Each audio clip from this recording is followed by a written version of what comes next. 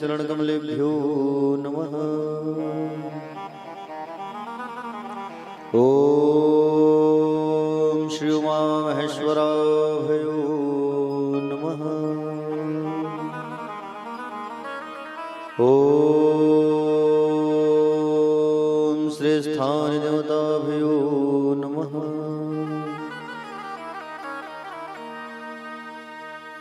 अज्ञानतिमिरान्धस्य ज्ञानाञ्जनशलाकया चक्षुरुन्मीलितं तस्मै श्रीगुरुवे नमः। यद्गिरिते स्थिलकायते त्रिभुवने तापत्रयोन्मूलनी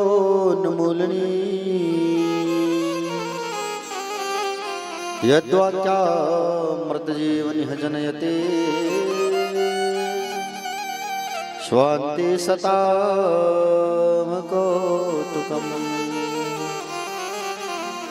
यत्र पादाब्जप्रसादकणकः कैवल्यमापद्यते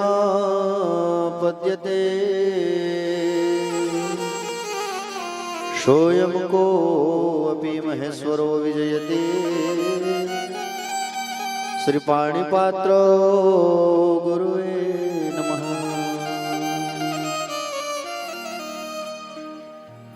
वराहपीडं नटवरवपुः कर्णयो कारणिकारा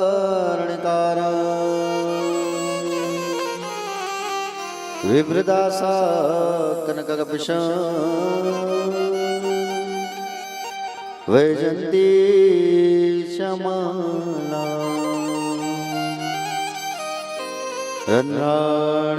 रन्ध्राणवेणोरधर सुधया पूरयन् वो वन्दे वृन्दारण्यसुभदरमण प्राविशद्गीतकीर्तिः शिव समान दाता नहीं विपद विदारणः लज्जा मेरी राखियो शिव नंदी के असवान शोक रूप प्रबोधज्ञ सर्वशास्त्र विशारदा एतत् कथा प्रकाशे मद्ज्ञान विनाशय देवी प्रपन्नार्ति हरे प्रसीद प्रसीद मातर्जगतोऽखिलस्य प्रसीद विश्वेश्वरि पाहि विश्व त्वमीश्वरी देवी शराचरस्य गुरुर्ब्रह्मा गुरुर्विष्णु गुरुर्देवो महेश्वरा गुरुर्साक्षात् परब्रह्म तस्मै श्री गुरुवे नमः। या कुन्देन्दु तुषारहारधवला या शुभ्रवस्त्रावृता या वीणावरदण्डमण्डितकरा या श्वेतपद्मासना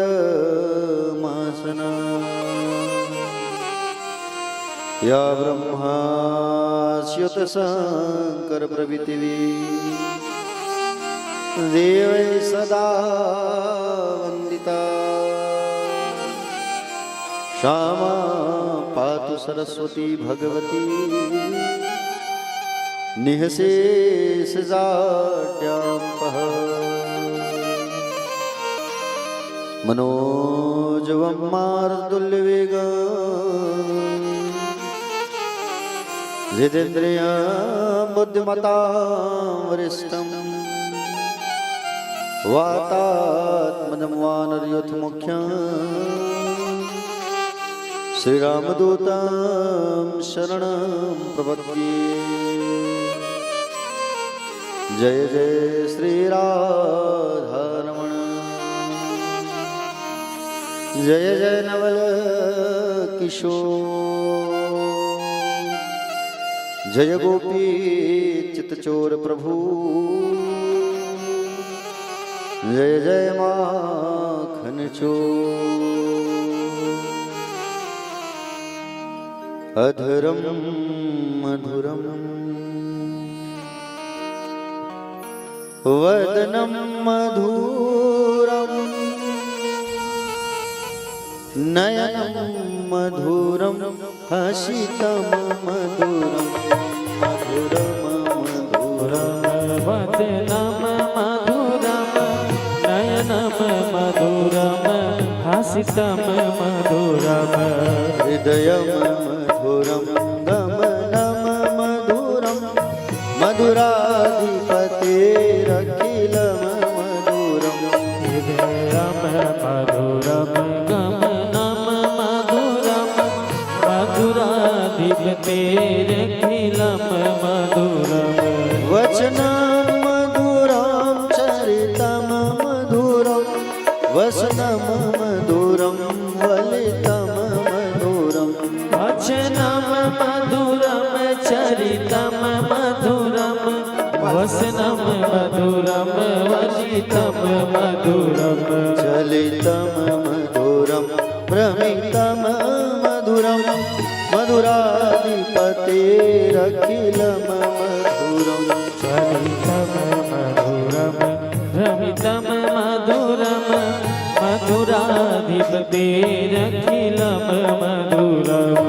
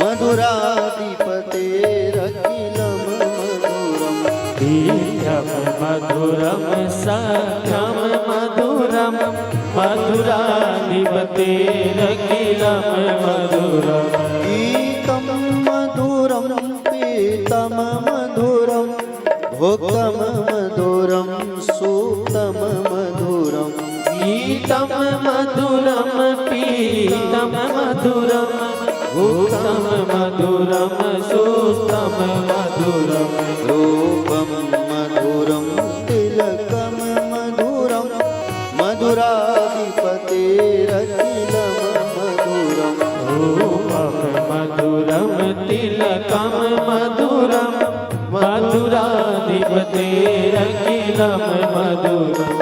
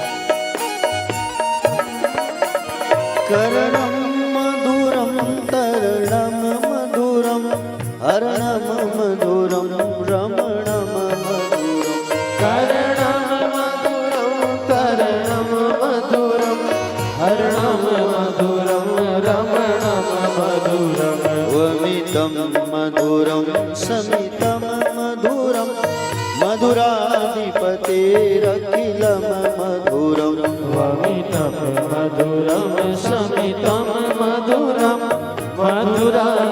मधुराधिपतेरखिलं मधुरं गुञ्जा मधुरा माला मधुरा यमुना मधुरा वीची मधुरा गंगा मधुरा मला मधुरा यमुना मधुरा वीची मधुरा सलिलं मधुरं कमलं मधुरं मधुराधिपतेरखिलं मधुरं सलिलं मधुरं कमलं मधुरं मधुराधिपतेरखिलं मधुरम्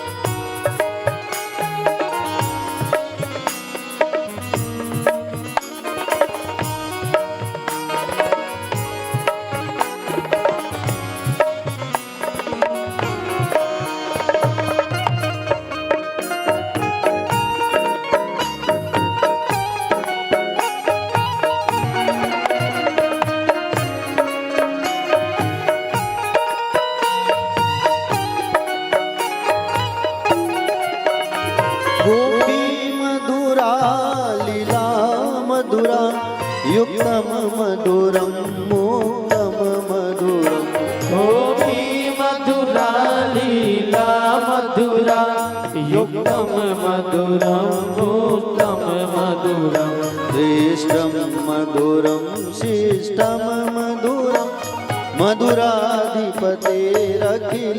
मधुरम् श्रेष्ठं मधुरं श्रेष्ठं मधुरं मधुराधिपतेरखिलं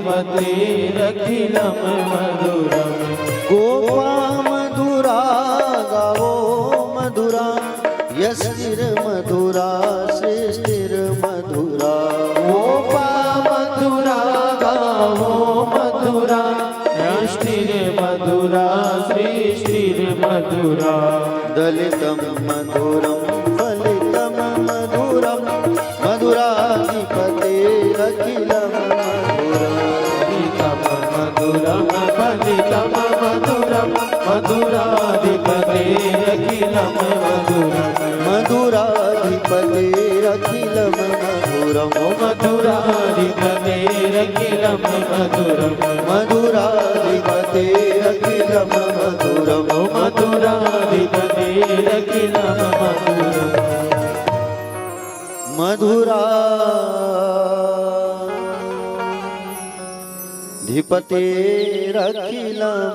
मधुरम्। बोले बाकी बिहारी लाल की जय।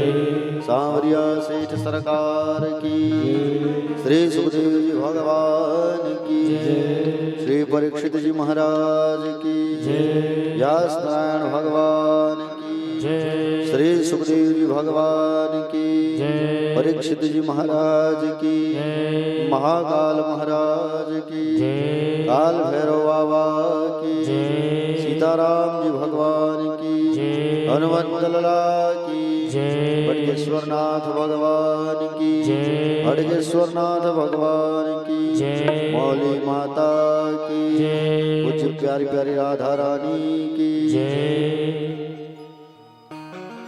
कथा पंडाल में विराजमान सभी भक्त अनुरागी भक्तजन, श्रद्धामयी माताएं, करुणामयी माताएं, दयामयी, कृपामयी, वात्सल्यमयी, भक्ति स्वरूपा, शक्ति स्वरूपा, अध्यात्म प्रेमी, रसिक जन, सभी भक्तजन, आदरणीय जन, सम्मानीय जन, युवा भाई बहन, छोटे छोटे भाई बहन, दूर दूर से पधारे मेरे प्यारे ठाकुर जी के भक्तगण, सभी का व्यास मंच से हार्दिक वंदन है, स्वागत है, अभिनंदन है और आप सबको सादर सीताराम, जय श्री कृष्ण, जय श्री राधे।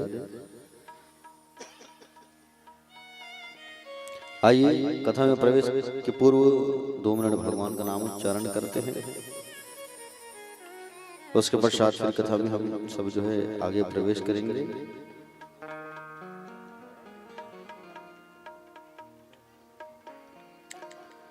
तो आइए 2 मिनट भगवान का नाम उच्चारण करते हैं, फिर कथा में आगे प्रवेश करेंगे।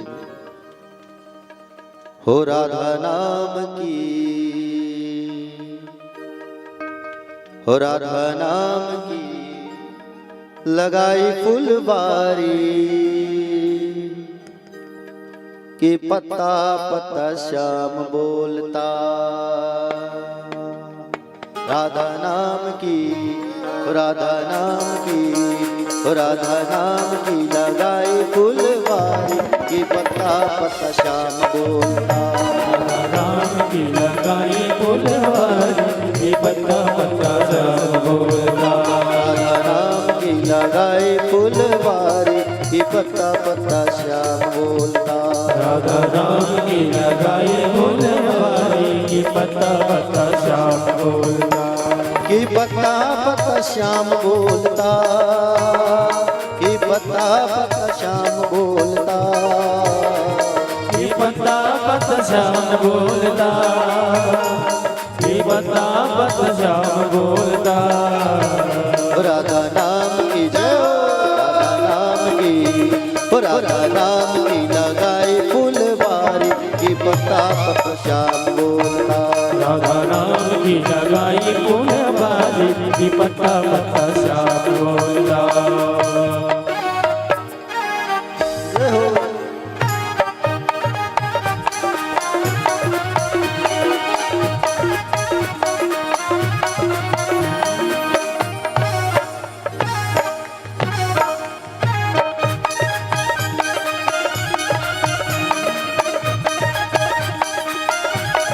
जय हो।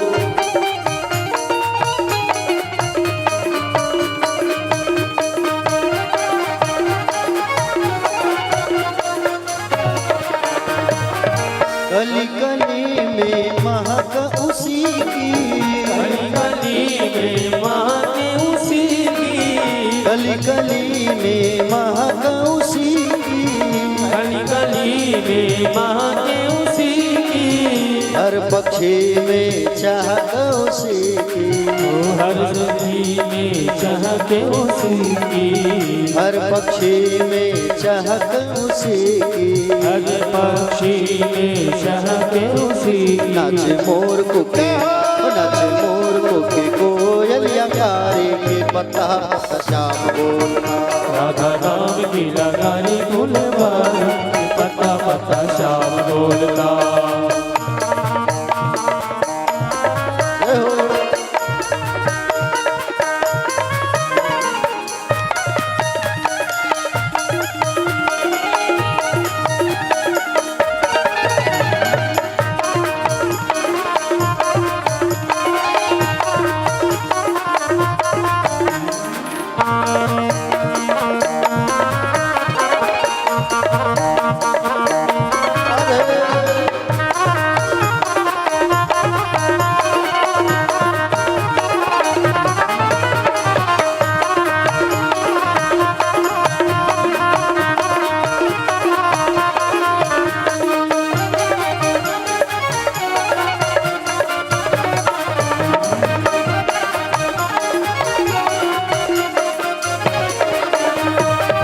राधा नाम का खिल गया उपवन, राधा नाम का खिल गया उपवन, राधा नाम का खिल गया उपवन, राधा नाम का खिल गया उपवन, महक उठा सारा वृंदावन, महंगा सारा वृंदावन, महक उठा सारा पुजारी नगर, महंगा सारा पुजारी नगर, गुंजे गली गली, गुंजे गली गली, गुंजे गली गली है शोर भारी, ये पत्ता पत्ता श्याम बोलता, राधा नाम की लगाई फुलवारी, पत्ता पत्ता श्याम बोलता।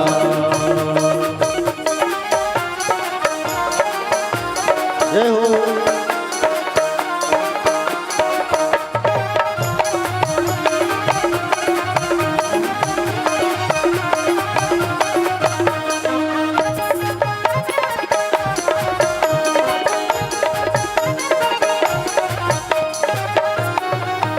श्री राधे।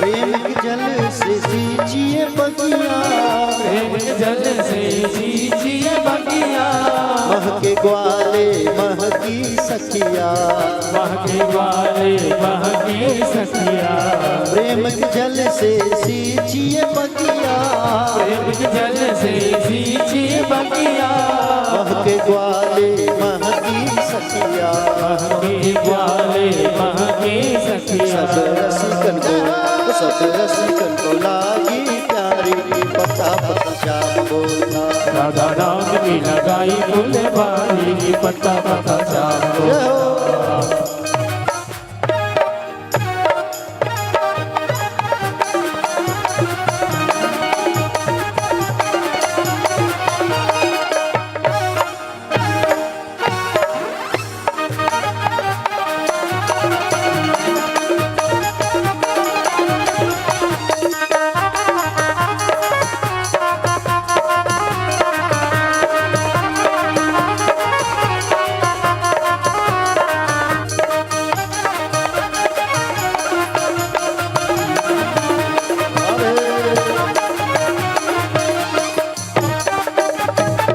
चित्र विचित्र छाई हरियाली, चित्र विचित्र छाए हरियाली, विहरत राधा संग बनमाली, कहत राधा संग बनमाली, चित्र विचित्र की छाई हरियाली, चित्र विचित्र की झाई हरियारी विहरत राधा संग बनवाली विहरत राधा संग बनवाली ऐसी पागल की ऐसी पागल की बगिया है न्यारी की पत्ता पत्ता श्याम बोलता नाम की लगाई फुलवारी की पत्ता पत्ता श्याम बोलता की पत्ता पत्ता श्याम बोलता की पत्ता पत्ता श्याम बोलता की पत्ता पत्ता श्याम बोलता की पत्ता पत्ता श्याम बोलता राधा नाम की लगाई फुलवारी की पत्ता पत्ता श्याम बोलता राधा नाम की लगाई फुलवारी की पत्ता पत्ता श्याम बोलता की पत्ता पत्ता श्याम बोलता की पत्ता पत्ता श्याम बोलता की पत्ता पत्ता श्याम बोलता की पत्ता पत्ता श्याम बोलता की पत्ता पत्ता श्याम बोलता की पत्ता पत्ता श्याम बोलता की पत्ता पत्ता श्याम बोलता की पत्ता पत्ता श्याम बोलता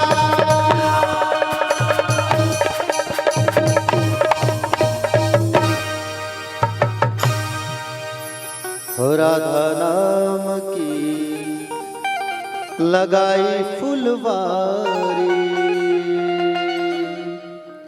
की पत्ता पत्ता श्याम बोलता। मुले राधा रमण लाल की। दोनों हाथ उठा के एक बार सभी कहेंगे वो राधे राधे। और बहुत ही खुशी की बात है, अत्यंत हर्ष का विषय है।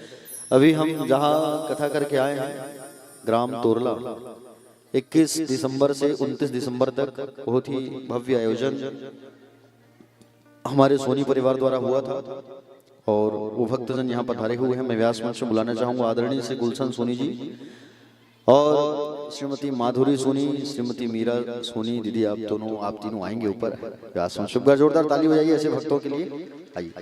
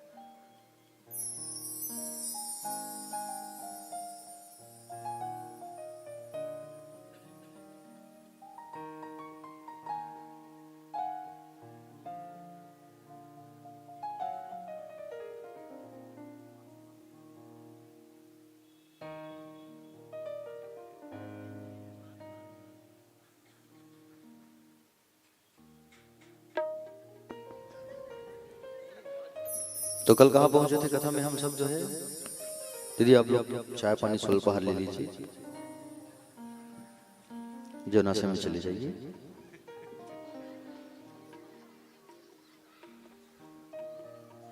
प्यारे भक्तजन,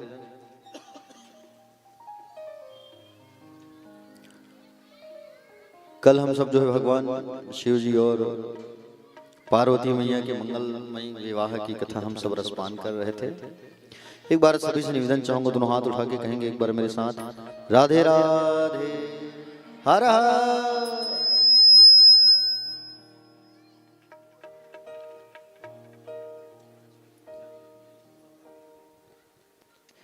तो कल हम जब जो है भगवान भोलेनाथ जी की मंगलमय विवाह में हम सब जो है सम्मिलित हुए और बहुत ही आनंद पूर्वक विवाह संपन्न हुई कल। भगवान शंकर और मां पार्वती की जो विवाह है वो गौरीकुंड योगी नारायण नाम का स्थान है, वहां पर भगवान का मंगलमय विवाह जो है संपन्न हुआ था। त्रियोगी नारायण स्थान गौरीकुंड, जहां पे आज भी जिस जगह पे भगवान शंकर और पार्वती जो है फेरा लिए थे ना, वो अग्नि आज भी जल रही है वहां पे अग्निकुंड में, आज भी वो अग्नि प्रज्वलित है। जिनकी शादी नहीं लगती ना, वो वहां जाके अगर 3 बार परिक्रमा करके आए तो उनकी शादी शीघ्र लग जाती है। समझ रहे हैं? गौरीकुंड। प्यारे भक्तजन, भगवान श्री सुखदेव जी महाराज राजा परीक्षित से कहने लगे, बोले हे राजा, भगवान शिव और पार्वती, पार्वती मैया कौन है? पार्वती मैया जो है जगत जननी जगदम्बा भवानी है। और भगवान शंकर कौन है? भगवान शिव संसार के कल्याण करता है, कल्याणकारी है भगवान भोलेनाथ। शिव जी और पार्वती के संतान कितने हुए हैं ये तो आप जानते ही हैं सब जो है ना। शिव पार्वती का जो विवाह है उसके पश्चात भगवान शिव और पार्वती मैया दोनों जो है मेरू गुफा के पर्वत में कई हजार साल तक रमण करने लगे गुफा पे। उस समय एक राक्षस का अत्याचार खूब बढ़ गया था, उसका नाम था तारकासुर। और ये तारकासुर इतना बड़ा दुराचारी था, इसको ये वरदान प्राप्त था कि भगवान शंकर का जो पुत्र होगा, भगवान शंकर से जो अंश जो पुत्र पैदा होगा उसी से उसकी मृत्यु होगी। और उसका अत्याचार इतना बढ़ गया था कि इंद्रलोक में हाहाकार मच गई। सारे देवता जाकर के भगवान से कहने लगे, बोले प्रभु आप बाहर आओ। गुफा के बाहर जाके, कल मैंने बताया था ना, गुफा के बाहर जाकर के सब जो है भगवान को पुकारने लगे, भगवान आप आओ, भगवान आप आओ। भगवान शंकर से जब निवेदन किए, प्रार्थना की, भगवान शंकर बाहर निकले गुफा से, तो शिव के साथ में शिव का जो अंश है, जो तेज है, वो भी बाहर निकला। तो अग्नि नारायण को कबूतर बना करके सामने रखा गया था। अग्नि नारायण जो है उस तेज को अंदर ग्रहण किए, उस तेज को, और उस तेज को जब ग्रहण किए अग्नि नारायण जो है, तो पार्वती मैया जब आई, देखा कि सारे देवताओं ने हमारे विहार को भंग किया है। हमारे तेज को किसने ग्रहण किया? हमारे तेज को ग्रहण करने वाला कौन है? सबने बताया अग्नि नारायण। अग्नि को श्राप दे दिया मां पार्वती ने। क्या श्राप दिया? कि आज से आप जो है सर्वभक्षी हो जाओगे, सारे लोगों का भोजन आप ही करोगे, सर्वभक्षी हो जाओगे आप। श्राप दे दिया। इसलिए अग्नि में हम जब आहुति डालते हैं तो सारे देवताओं के नाम से आहुति डालते हैं। अग्नि को भोजन कराते हैं ना, सबके नाम का भोजन, क्योंकि पार्वती मैया ने श्राप दिया है। दूसरी बात, अग्नि जो है धारण तो कर लिया, साथ में ये भी कहा है पार्वती मैया ने कि जो कबूतर होगा, वो जो है कबूतर जो है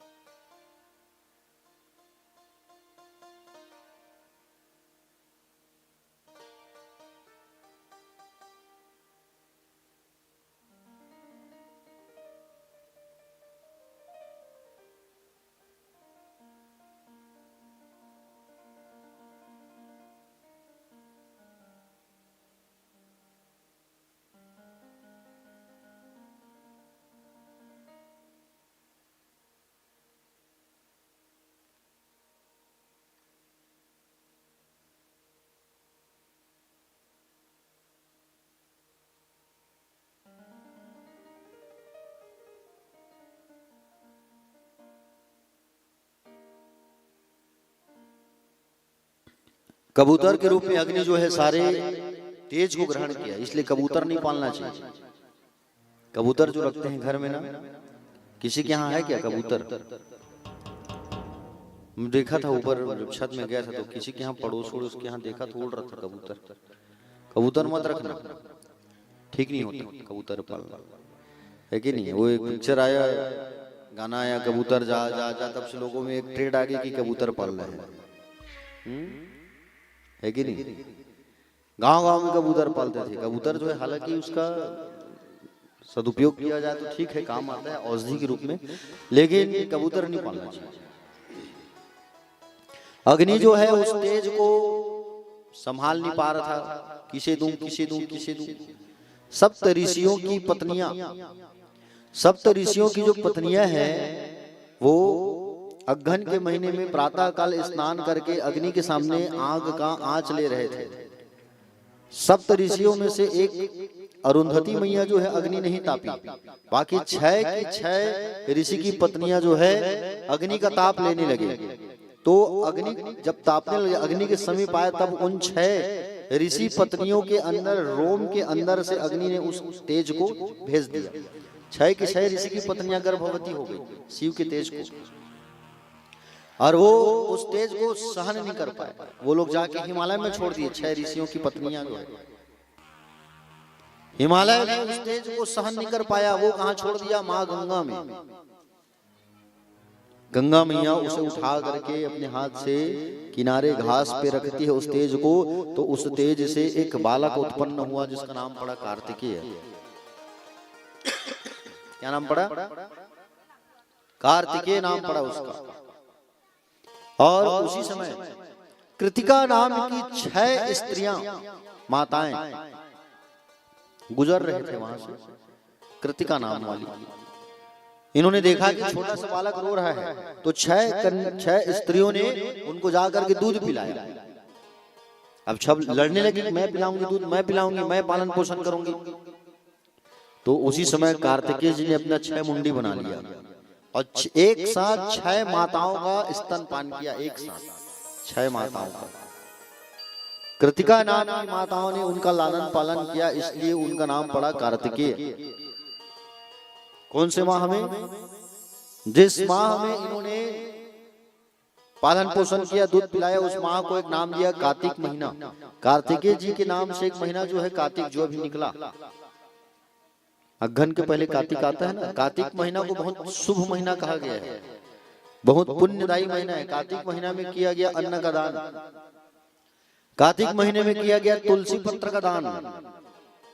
समझ रहे हो ना? कार्तिक महीना में तुलसी पत्र का दान, और कार्तिक महीना में कथा का दान और कथा का रसपान बहुत महत्वपूर्ण रखता है। इसलिए कार्तिक महीना में लोग कथा बहुत कराते हैं।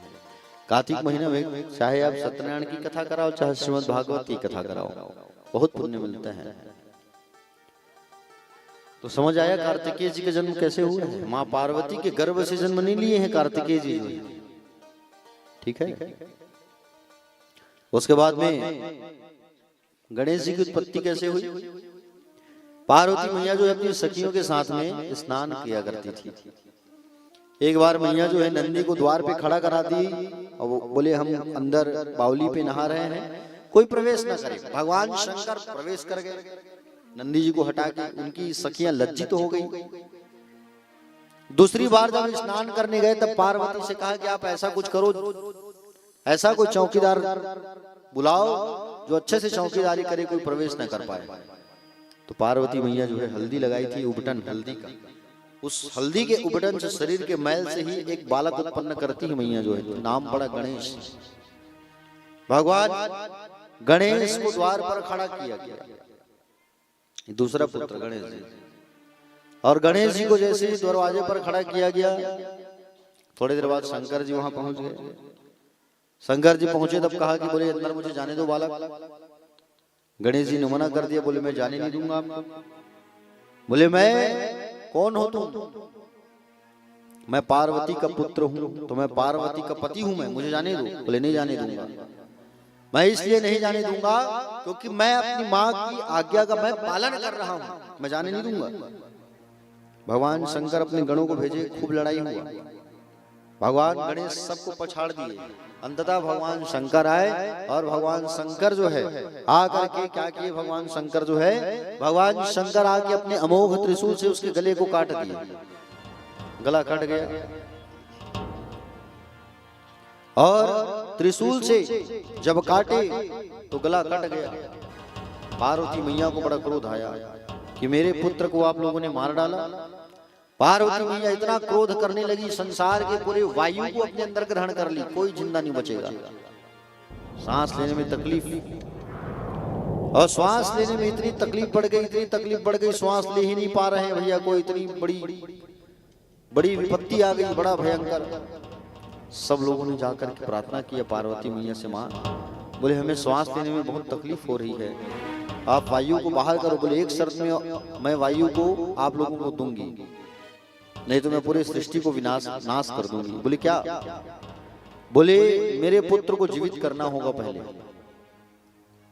तब कहीं जाकर के भगवान शंकर जो है त्रिशूल को लेकर के नंदी आदि को भेजे, और त्रिशूल गया और एक दंत नाम के हाथी के सिर को काट कर लाया गया, और उस हाथी के सिर को जोड़ा गया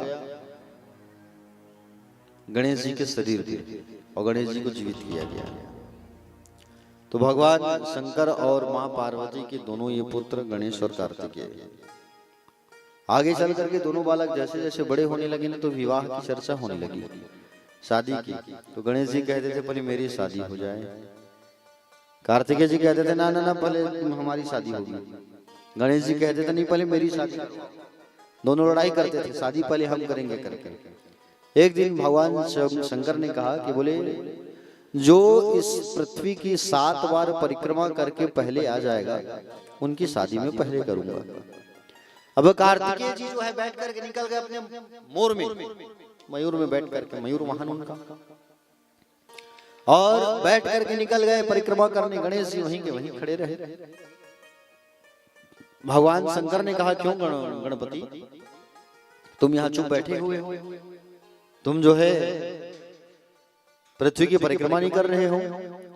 तो गणेश जी ने कहा कि बोले आप दोनों के चरणों में, माता और पिता के चरणों में तो पूरा पृथ्वी पूरा ब्रह्मांड है, तो मैं क्यों ना आप दोनों के चरणों का ही 7 बार परिक्रमा कर लेता हूँ।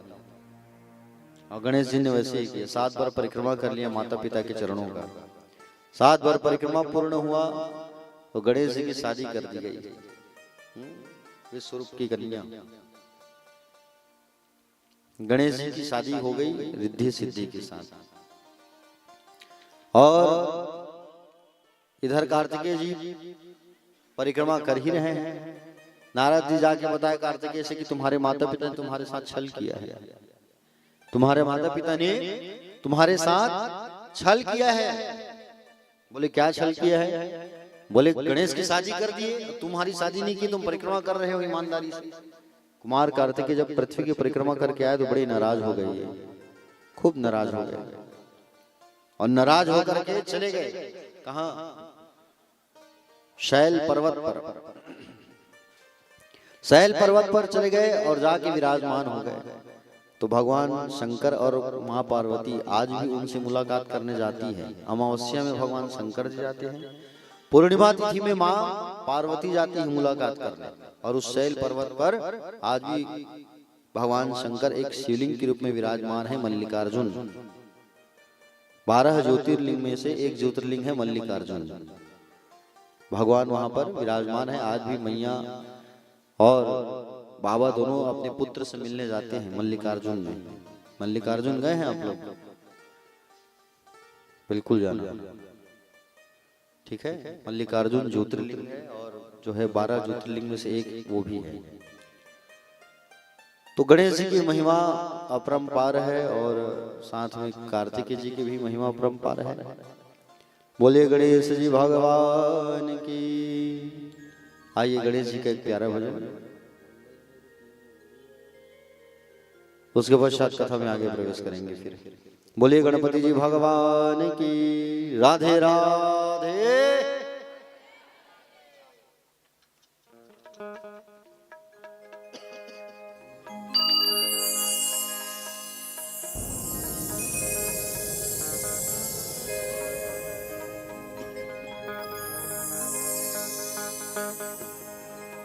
ये आए तो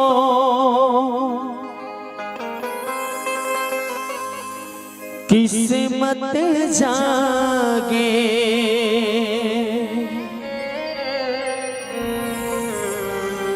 इस जीवन से हर दुख भागे।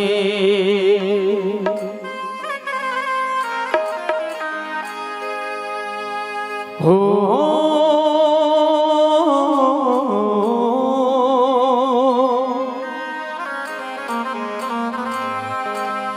जल जाए तन मन की बुराई,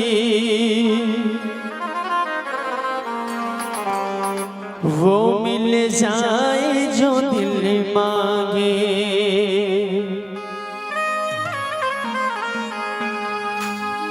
जैसे है ये वैसा कहीं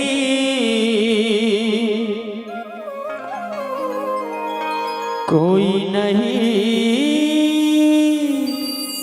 है दूसरा।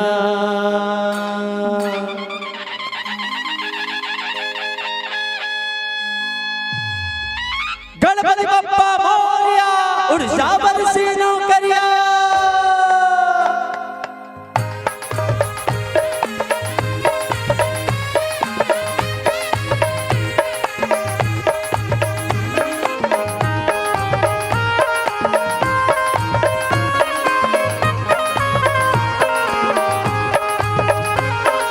गणपति बप्पा मोरया, उड़जा बरसे नौकरिया। घुंघरू बजा के आओ नाचो छम छम छम छम छम छम, रंगे उड़ा के आओ नाचो छम छम छम छम छम छम। ओहो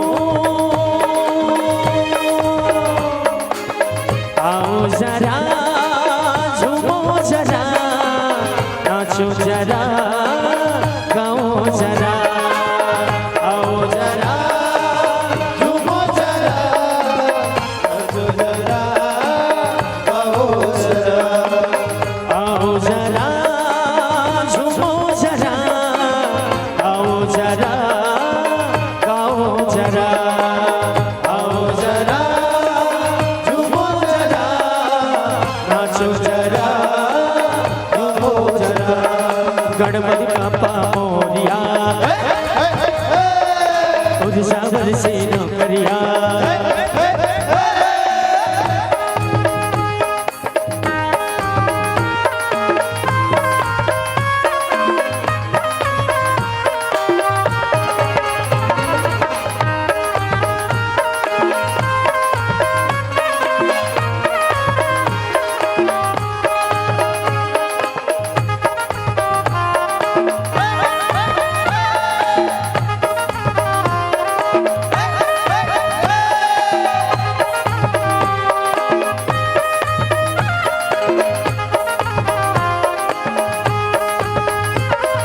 सुंदर छवि सजी ध्वज भी है बाकी, जी भर देखो रूप की लागे। मंगल मूर्ति मंगलकारी, जय बोलो गणपति बाबा की। हो जैसे है ये वैसा कहीं कोई नहीं है दूसरा। आओ जरा झूमो जरा, नाचो जरा नाचो जरा। गणपति बप्पा मोरया, उड़जा बरसे नौकरिया। गणपति बप्पा मोरया, उड़जा बरसे नौकरिया।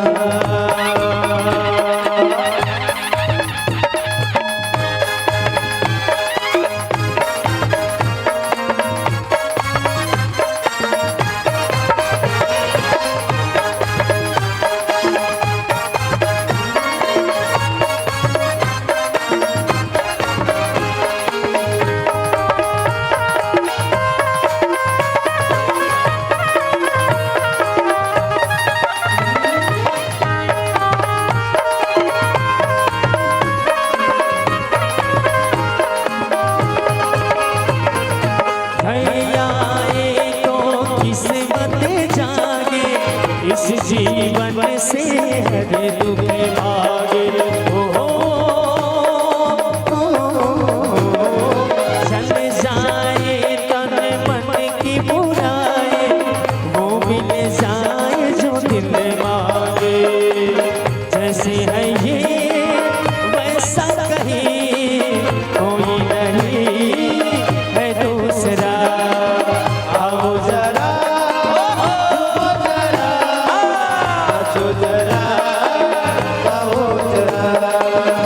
पापा मोरिया सावर के नौकरिया, पापा मोरिया सावर के नौकरिया।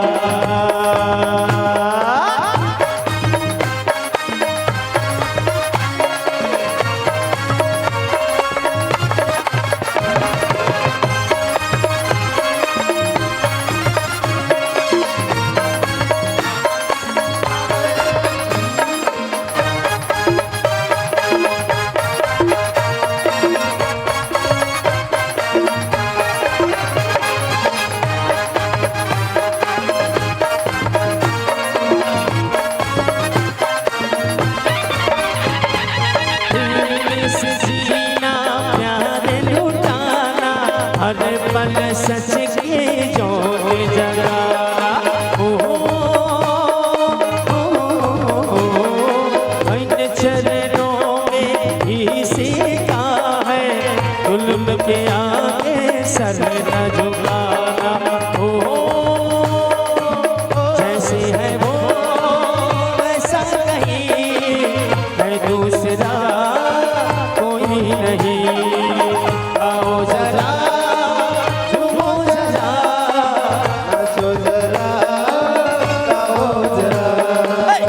पापा मोरिया सावर की नौकरिया, गणपति पापा मोरिया सावर की नौकरिया। आओ जरा झूमो जरा, गाओ जरा नाचो जरा। आओ जरा झूमो जरा, नाचो जरा।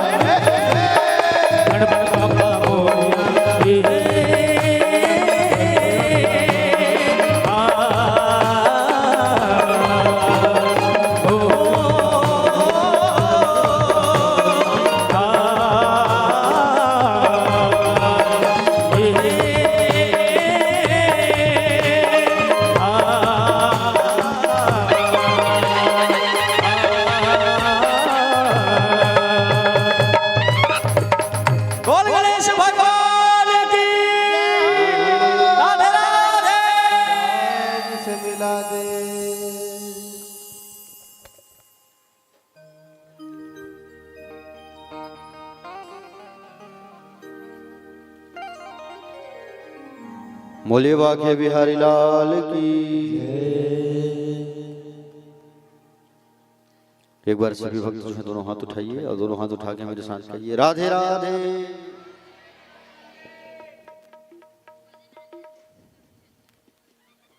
प्यारे भक्तजन, भगवान श्री सुखदेव जी महाराज राजा परीक्षित को कथा रसपान कराने लगे। आइए, कल बेटियों की कथा सुने थे, आज बेटों की कथा सुनेंगे। बेटों में सबसे पहले उत्तानपाद की चर्चा होती है भागवत कथा पर। प्रियव्रत उत्तानपादाय सद्रूपापते सुतौ वासुदेवस्य कलयः रक्षायाम जगतः स्थितौ। प्रियव्रत और उत्तानपाद ये मनु जी के दो पुत्र हैं।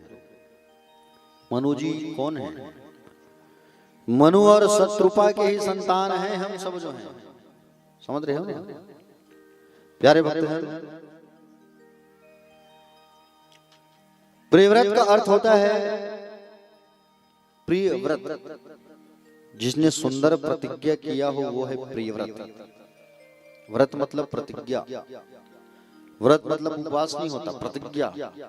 प्रतिज्ञा करो आप कि हमको ईश्वर को प्राप्त करना है, उनके चरणों में स्थान पाना है, उनके चरणों में अपने मन को लगाना है।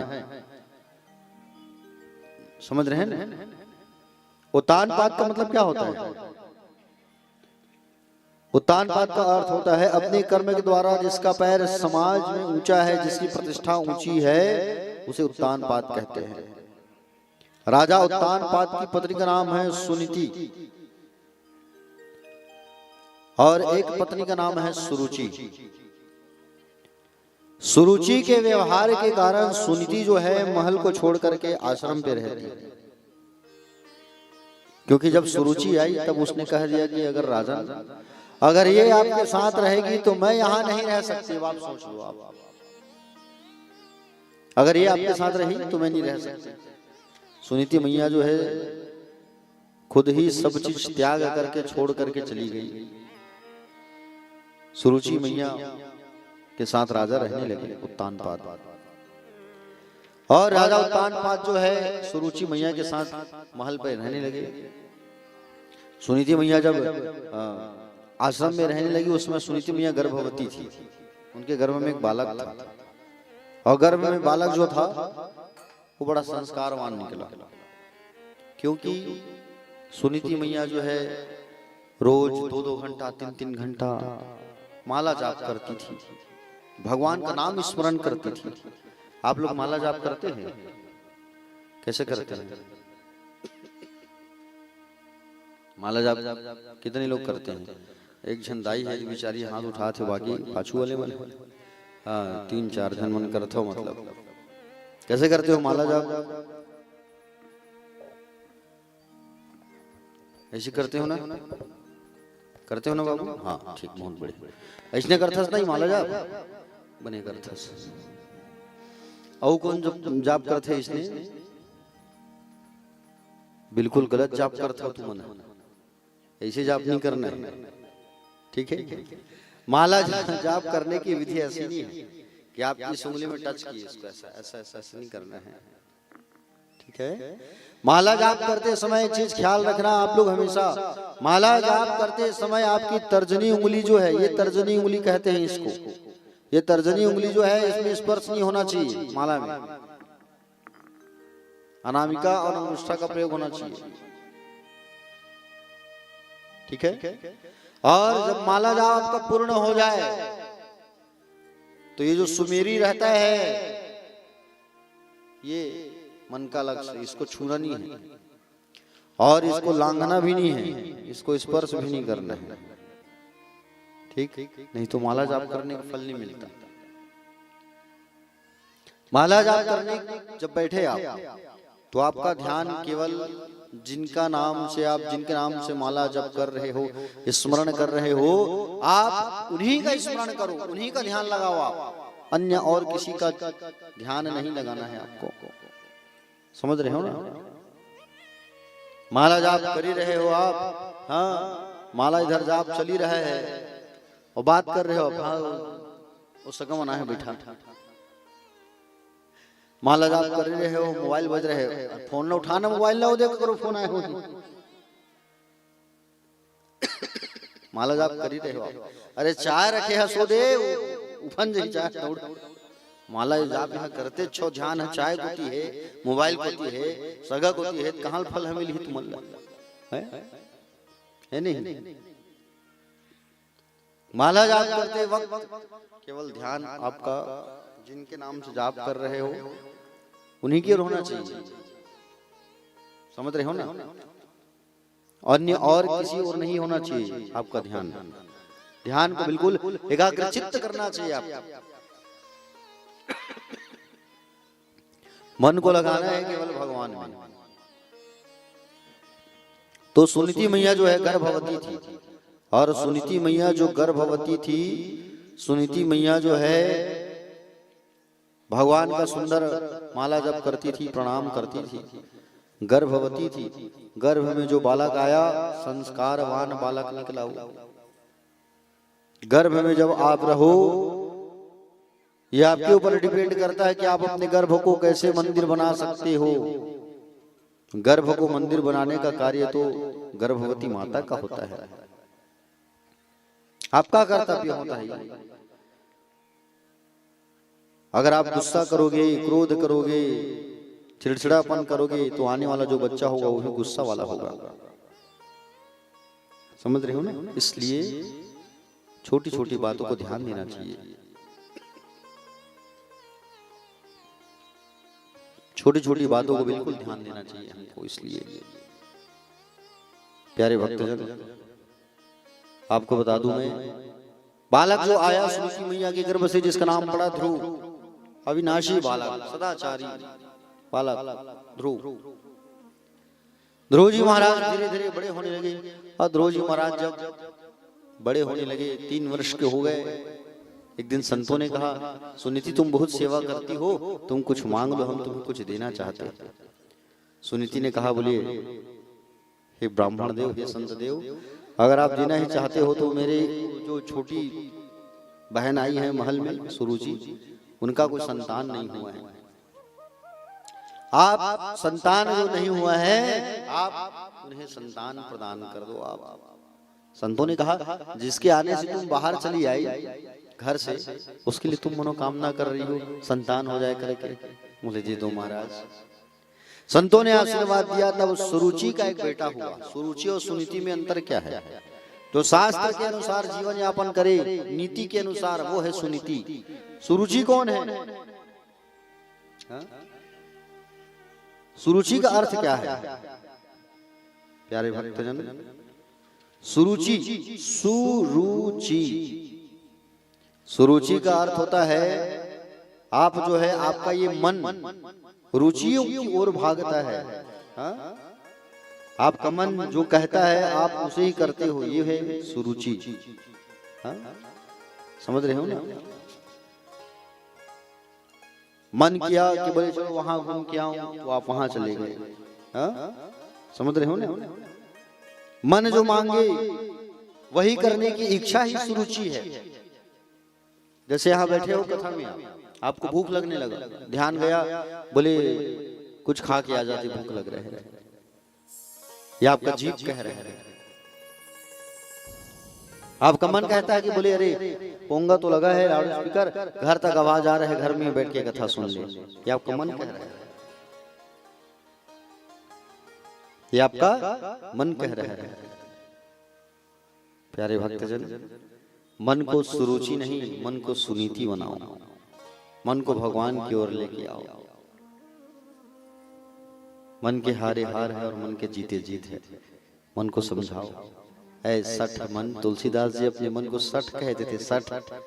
ऐ सठ मन, राम जी के चरणों का ध्यान लगा। ऐ सठ मन, हनुमान जी का ध्यान लगा। आप भी कहा करो, ऐ सठ मन, भगवान का स्मृति कर, भगवान का उच्चारण कर।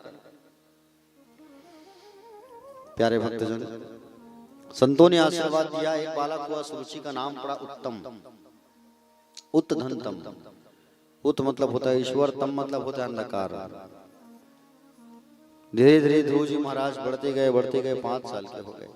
एक दिन ध्रुव जी महाराज, देखो ध्रुव जी की जो माँ है ना सुनीति, वो अपने उनके पिता के बारे में बहुत प्रशंसा करती थी। बेटा तुम्हारे पिता ऐसे हैं, तुम्हारे पिता बहुत सज्जन हैं, तुम्हारे पिता ऐसे हैं, तुम्हारे पिता ऐसे हैं, ऐसा चर्चा किया करती थी, बातें किया करती थी।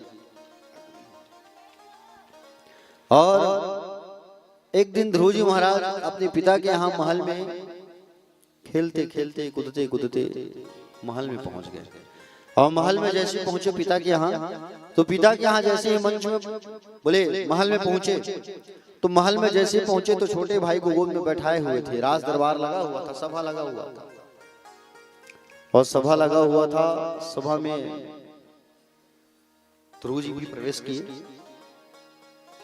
ध्रुव प्रवेश किया सभा में, और सभा में जैसे ध्रुव प्रवेश किया, पिता की गोद में छोटा भाई बैठा हुआ है। तो पिता की गोद में बैठने के लिए ध्रुव जो है आगे बढ़ने लगा, और पिता की गोद में जैसे बैठने के लिए आगे बढ़ने लगा ध्रुव जो है ना, प्यारे भक्तजन, ध्रुव जैसे पिता की गोद में आगे बढ़ने लगा, पिता तो बैठाने लगा। अब उसी समय सुरुचि मैया रोक देती है, ध्रुव रुक, तू नहीं बैठ सकता। बोले क्यों? क्यों माँ, क्या ये मेरे पिताजी नहीं है? सुरुचि जो है डांट लगा के बोलती है, ध्रुव तुम्हारे पिताजी तो हैं, लेकिन मैं तुम्हारी माँ नहीं हूं। इस मंच पर बैठने के लिए इनका पिता होना जितना आवश्यक है, उतना ही ज्यादा मेरा माँ होना आवश्यक है। क्या समझाऊं तुम्हें? बालो असी बत नामात्मा नात्मा नमन्य स्त्रीगर्भ संवृतम नूनम वेद भवान्यस दुर्लभते मनोरथा। दूसरे स्त्री के गर्भ से तूने जन्म लिया है, इसलिए तू इस मंच में बैठने का अधिकारी नहीं है, पिता की गोद में बैठने का अधिकारी नहीं है। तू सबसे पहले जंगल जा और जंगल जाकर के उस परमात्मा को प्राप्त कर, परमेश्वर को प्राप्त कर।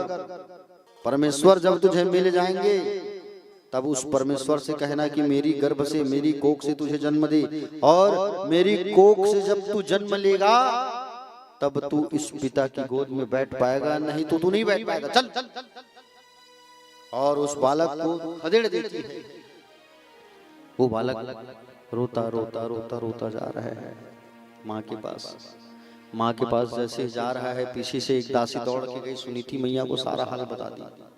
सुनीति मैया को सारा हाल बता दी। बोली माँ, बोले तुम्हारा बेटा जो है माँ रोते रोते आ रहा है, भरी सभा में अपमान हुआ है उनका। सुनीति मैया जो है प्यारे, सुनीति मैया के पास वो बालक आया। ध्रुव माँ को देख करके पकड़ के रोने लगा, और माँ पूछती है क्या हुआ बेटा, क्यों रो रहा है तू? माँ, क्या आप मेरी माँ कहलाने के योग्य नहीं है माँ? क्या आपके गर्भ से जन्म लेकर के मैंने कोई पाप कर्म कर दिया है माँ? कोई गलत कर दिया है?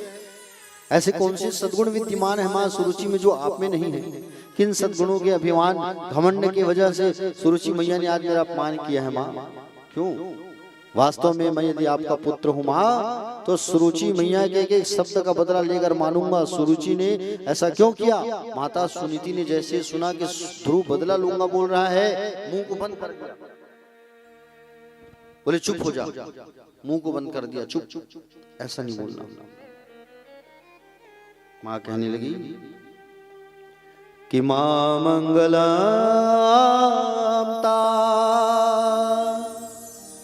परेषु मनस्था भुंगते जनो यत पर दुःखदस्तत सत्यं सुरुच्याभिहितं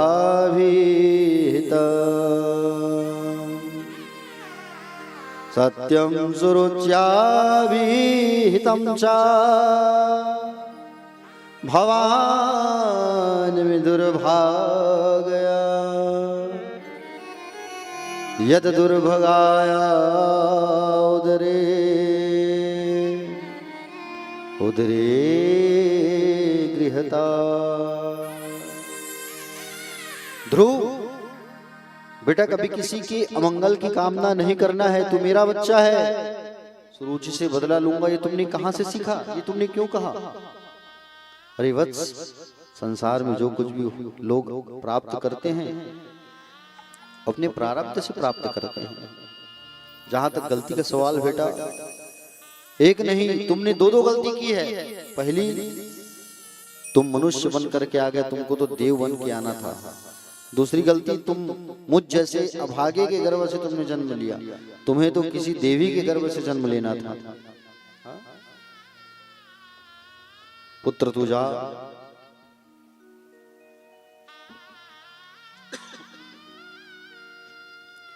पुत्र तू जा और जा करके भगवान को प्राप्त कर, ईश्वर को प्राप्त कर, भगवान को प्राप्त कर जा।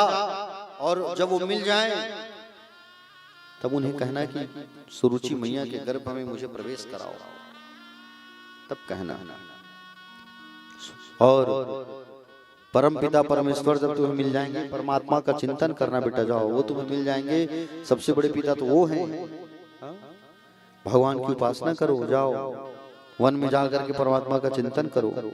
जिस परमात्मा के चिंतन के लिए गहन समाधि लगाते हैं बड़े बड़े मनीषी, बड़ी बड़ी ऋषिगण मुनिगण, जिस परमात्मा के चिंतन के लिए तरसते हैं लोग,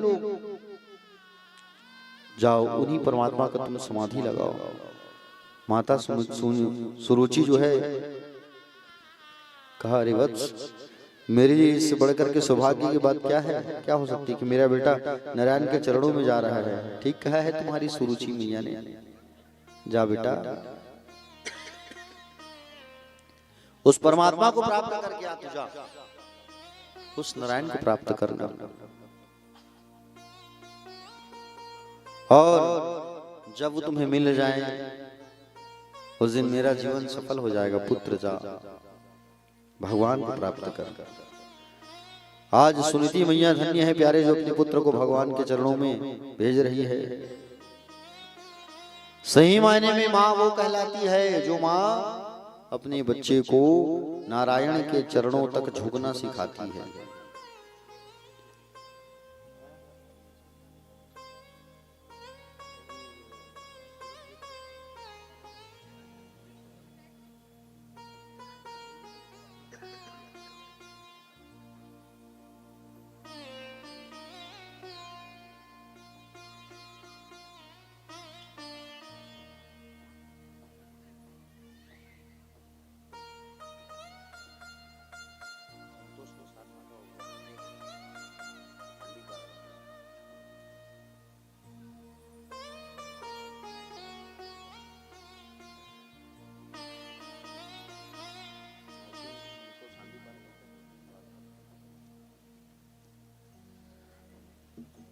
आज सुनीति मैया जो है अपने पुत्र को जंगल भेज रही है। 5 साल के बालक को, बताइए अब आप, छोटा सा बच्चा 5 साल का, और ईश्वर को प्राप्त करने के लिए जा रहा है। बताइए अब आप, वो भी घनघोर जंगल, घने जंगल में जा रहा है आज छोटा सा बच्चा। माँ का प्रणाम किया।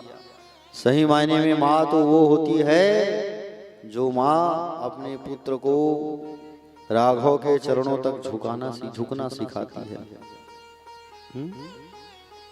समझ रहे हैं ना? अगर आप अपने बच्चे को भगवान राम के चरणों तक झुकना नहीं सिखा रहे हो, श्याम के चरणों तक झुकना नहीं सिखा रहे हो आप, तो कोई मतलब नहीं है, आप माँ कहलाने के योग्य नहीं हो। समझ रहे हो ना? माँ तो वही कहलाती है जो भगवान के चरणों तक झुकना सिखाती है। माँ वो नहीं कहलाती जिनके 4-5 बच्चे हैं, कमा रहे हैं, नौकरी लग गए, जिनको भगवान का पूजा करने नहीं आता, जिनको भगवान का स्मरण करने नहीं आता, वो माँ नहीं कहलाती। जो केवल बच्चा पैदा करती है, पाल पोस से बड़ा करती है, वो माँ नहीं कहलाती। माँ कौन कहलाती है? बाबा तुलसीदास ने कहा है, क्या कहा है? पुत्रवती युवती जग सोई, पुत्रवती युवती जग सोई, रघुपति भगति जासु सुत होई, रघुपति भगति जासु सुत होई।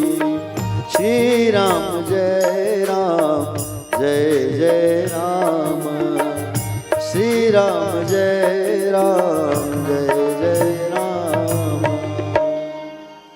पुत्रवती युवती जग सोई, रघुपति भगति जासु सुत होई। वास्तव में माँ तो वही कहलाती है जो माँ अपने बच्चों को भगवान के चरणों में झुकना सिखाती है। हाँ?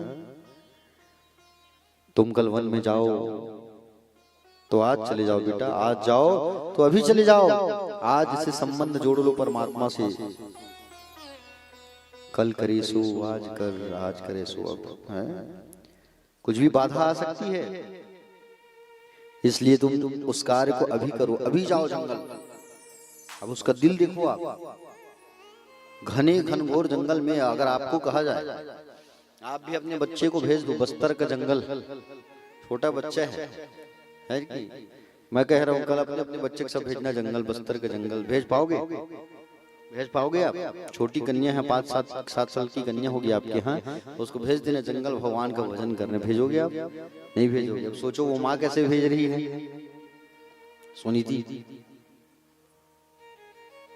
सुनीति मैया जो है आज अपने बच्चे को भेज रही है। बताइए सुनीति मैया जो है 5 साल के छोटे बच्चे को जंगल भेज रही है, आंखों में आंसू है, लेकिन मन में एक दृढ़ लक्ष्य स्थापना कर रही है अपने बच्चे के अंदर। लक्ष्य को साध ले बेटा, भगवान तुझे जरूर मिलेंगे। माँ वो मुझे कहाँ मिलेंगे? लाला भगवान तो हर जगह होते हैं, सर्वत्र स्थान है उनका, सर्वत्र वास है उनका। खोजने का प्रयास करना। जाओ तुम सीधे जंगल चले जाओ और वन में जाकर के भगवान का भजन करो, आराधना करो, तुम्हें जरूर उनकी प्राप्ति होगी। ध्रुव जो है जंगल जाने लगा भगवान को प्राप्त करने के लिए, और जंगल जब जाने लगा भगवान को प्राप्त करने के लिए, लेकिन जाए तो जाए कहाँ जंगल में, करे तो करे क्या, भजे तो भजे क्या? क्या करे बताओ? नारद जी महाराज आज आने वाले हैं ध्रुव के पास। देखो बिना गुरु के आप ईश्वर से नहीं मिल सकते, आपको बता दूं मैं, समझ रहे हो ना? जब तक आपके जीवन में गुरु नहीं होगा तब तक जीवन शुरू नहीं होगा भैया। जीवन में गुरु का होना बहुत जरूरी है। बाबा तुलसीदास जी कहते हैं मानस में, क्या कहते हैं? गुरु बिन भव निधि तरई न कोई, गुरु बिन भव निधि तरई न कोई, जो विरंच शंकर सम होई, जो विरंच शंकर सम होई। श्री राम जय राम जय जय राम, श्री राम जय राम जय जय राम। गुरु बिन भवन निधि तरई न कोई, जो विरंच शंकर सम होई। गुरु के बिना कोई तर नहीं सकता, गुरु बिन भव निधि तरई न कोई। गुरु गुरु होता है प्यारे। गा कहते हैं अंधकार को, रू का रा कहते हैं प्रकाश को। जो हमारे अंदर के अंधकार को हटा करके जो हमारे अंदर प्रकाश डाल दे, वो होता है गुरु। समझ रहे हैं ना? वो होता है गुरु, जो हमारे अंदर के अंधकार को हटा करके हमारे अंदर प्रकाश डाल दे, वो होता है गुरु। प्यारे भक्तजन, नारद जी मिल गए आज और उन्हें नारद जी प्राप्त हो गए। नारद जी जैसे ही उनको मिले, नारद जी ने कहा, पुत्र कहाँ जा रहे हो? बोले मैं भगवान को प्राप्त करने जा रहा हूँ। बोले अच्छा, छोटी सी तुम्हारी उम्र है, खेलने कूदने की उम्र है, तुम भगवान को प्राप्त करने जा रहे हो? बोले हाँ।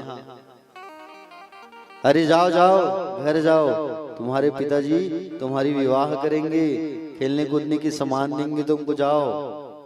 ध्रुव ने कहा कि बोले नहीं, मुझे भगवान को प्राप्त करना है और भगवान की स्तुति करना है। मैं दृढ़ संकल्प किया हूं कि मुझे ईश्वर को प्राप्त करना है, मैं वापस नहीं जाऊंगा। और जब भूख लगेगा तो तुम्हें खाने पीने का सामान कौन देगा? बोलो। तो ध्रुव जी ने उत्तर दिया, जब दांत नहीं तब दूध दियो, अब दांत दियो तो कुछ और भी देगा।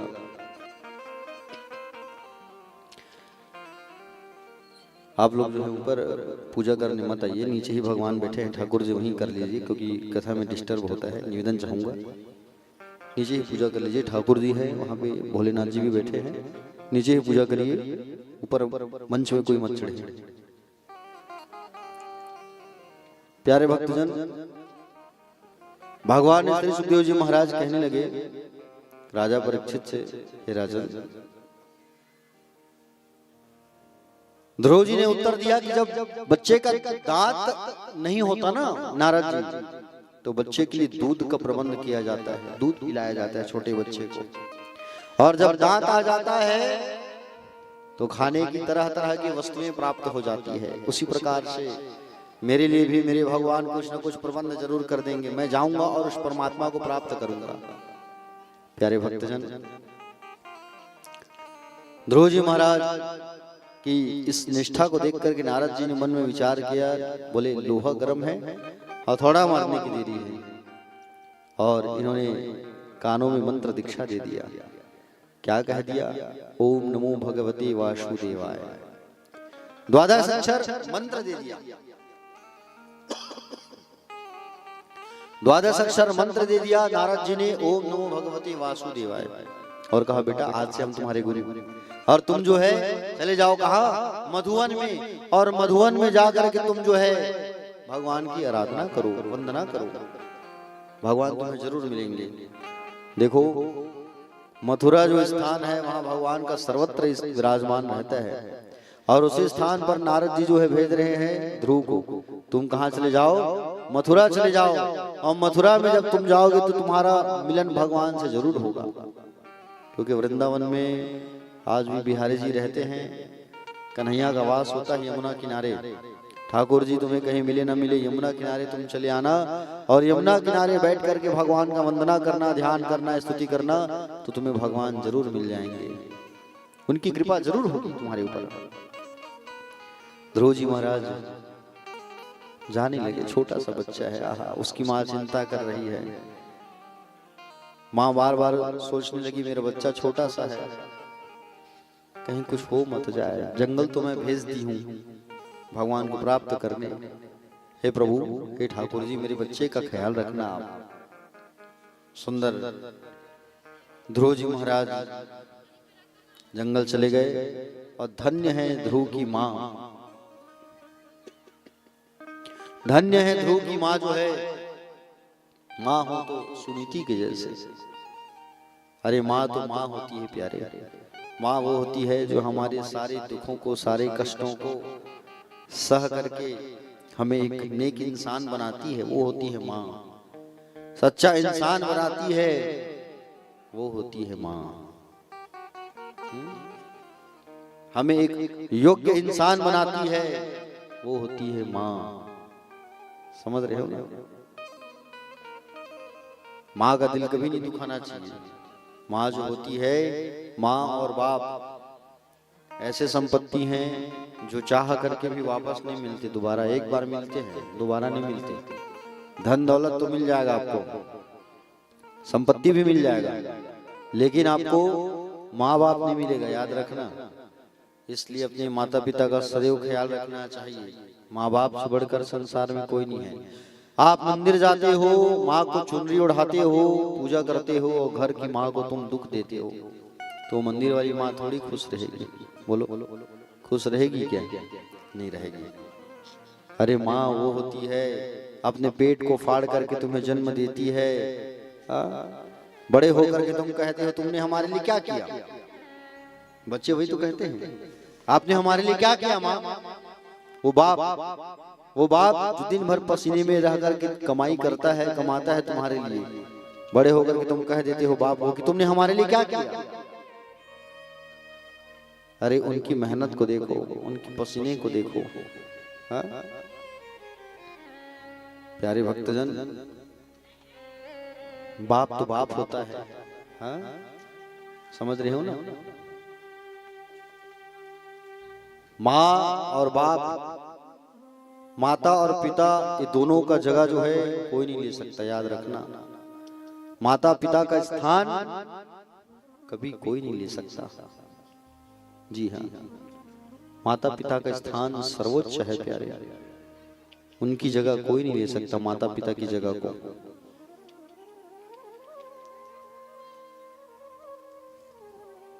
माँ का दर्द दिख जाता है लेकिन बाप बोलता नहीं है। बाप का वो दर्द जो है दिखाई नहीं पड़ता। हाँ? समझ रहे हो ना? माँ के लिए बहुत लिखा पढ़ा गया है, बाप के लिए कम लिखा पढ़ा गया है। बाप के लिए एक लाइन बोलता हूं, सुनो। पिता रोटी है, कपड़ा है, मकान है, पिता नन्हे से परिंदे का आसमान है। पिता है तो घर में प्रतिपल राग है, पिता से माँ की चूड़ी बिंदी और सुहाग है। पिता है तो बच्चे के सारे सपने अपने हैं, पिता है तो बाजार के सब खिलौने अपने हैं, और पिता नहीं तो कुछ भी नहीं। जो बिना आंसू बिना आवाज के रोता है वो बाप होता है। बच्चों की किस्मत की छेद को जो अपनी बनियान में पहन लेता है वो बाप होता है। घर में सबके लिए नए जूते आते हैं, इसके लिए बाप के तलवे खिंच जाते हैं। जो अपनी आंखों में दूसरों के लिए सपने संजोता है वो बाप होता है। सच है, माँ हमें 9 महीना कोख में रखती है, लेकिन 9 महीने जो दिमाग में ढोता है वो बाप होता है। बाप रखवाला होता है, बाप निवाला होता है। बाप अपनी औलाद से हार कर मुस्कुराने वाला होता है। बाप करता है, कहता नहीं। जब बाप जो है समझ में आता है तब वो हमारे पास रहता नहीं है। समझ रहे हो ना? जब बाप जो है समझ में आता है तब वो हमारे पास रहता नहीं है। इसलिए बाप और माँ इन दोनों की इज्जत करो। माँ बाप से बढ़कर जग में कोई नहीं है संसार में।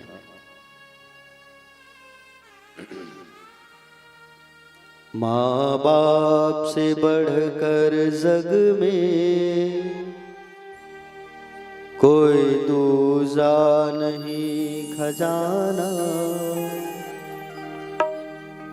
जिसने तुझे जन्म दिया रे,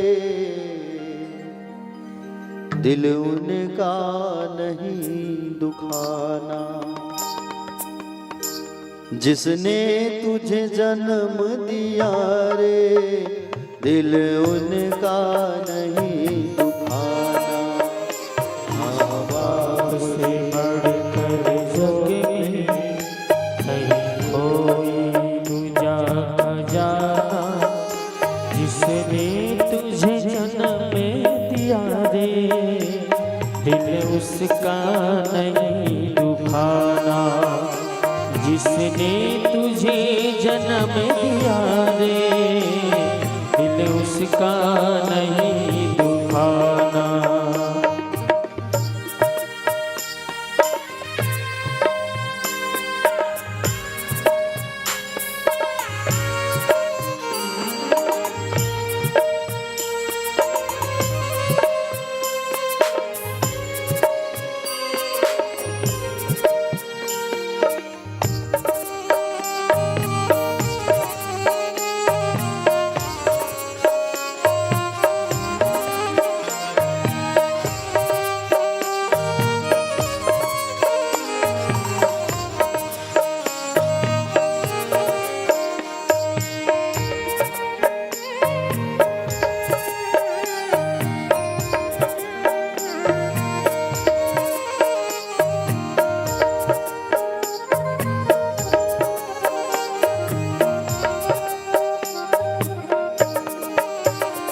पहले तो माने तुझको 9 महीना पेट में ढोया, सीने का खून पिलाया। जब जब तू बंदे रोया,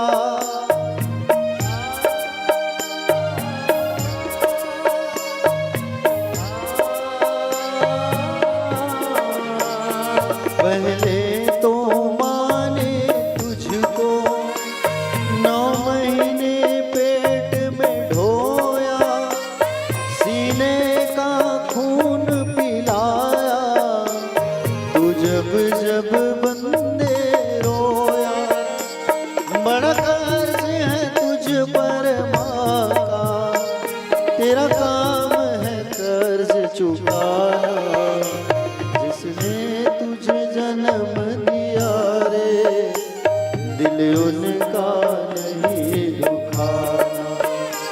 जिसने तुझे जन्म दिया रे, दिल उसका नहीं दुखाना।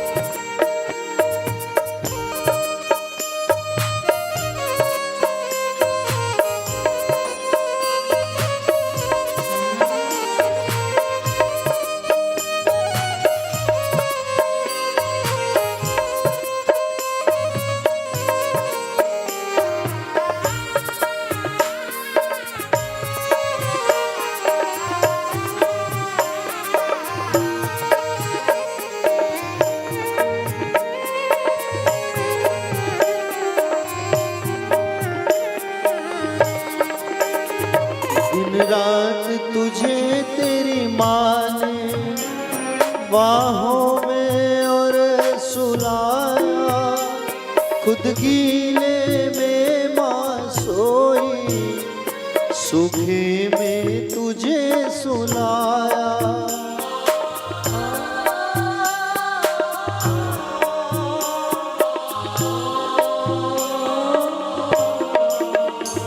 दिन रात तुझे तेरी माँ ने बाहों में और सुलाया, खुद गीले में माँ सोई, सूखे में तुझे सुलाया। तू कोई भी दुख लेकर ना माँ को कभी रुलाना, जिसने तुझे जन्म दिया रे, दिल उनका नहीं दुखाना। जिसने तुझे जन्म दिया रे, दिल उसका नहीं दुखाना।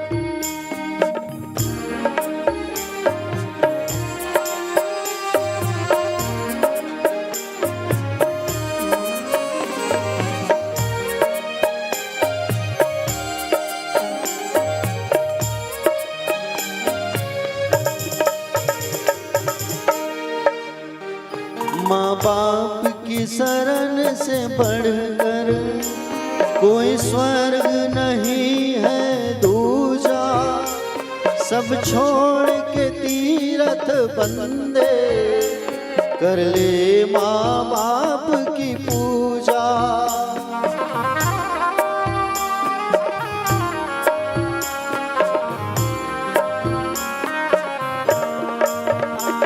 माँ बाप की शरण से बढ़कर कोई स्वर्ग नहीं है दूजा, सब छोड़ के तीरथ बंदे कर ले माँ बाप की पूजा। इस जन्म मरण से तुझको गर है मुक्ति तो पाना, जिसने तुझे जन्म दिया रे, दिल उनका नहीं दुखाना। जिसने तुझे जन्म दिया रे, दिल उसका नहीं दुखाना। माँ बाप से बढ़कर जग में कोई दूजा नहीं खजाना, जिसने तुझे जन्म दिया रे, दिल उनका नहीं दुखाना। जिसने तुझे जन्म दिया रे, दिल उनका नहीं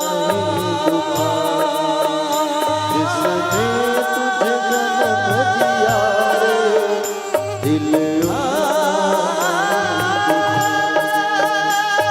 जिसने तुझे जन्म दिया रे,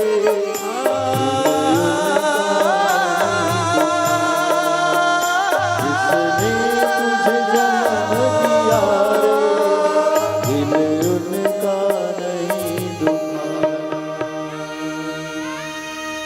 जिसने तुझे जन्म दिया रे, दिल उनका नहीं दुखाना।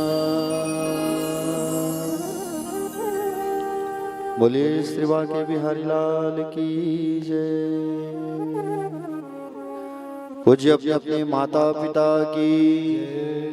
अरे कम से कम अपने माता पिता का तुझे जोर से बुलाओ। खाना खा के आए हो कि नहीं आए हैं?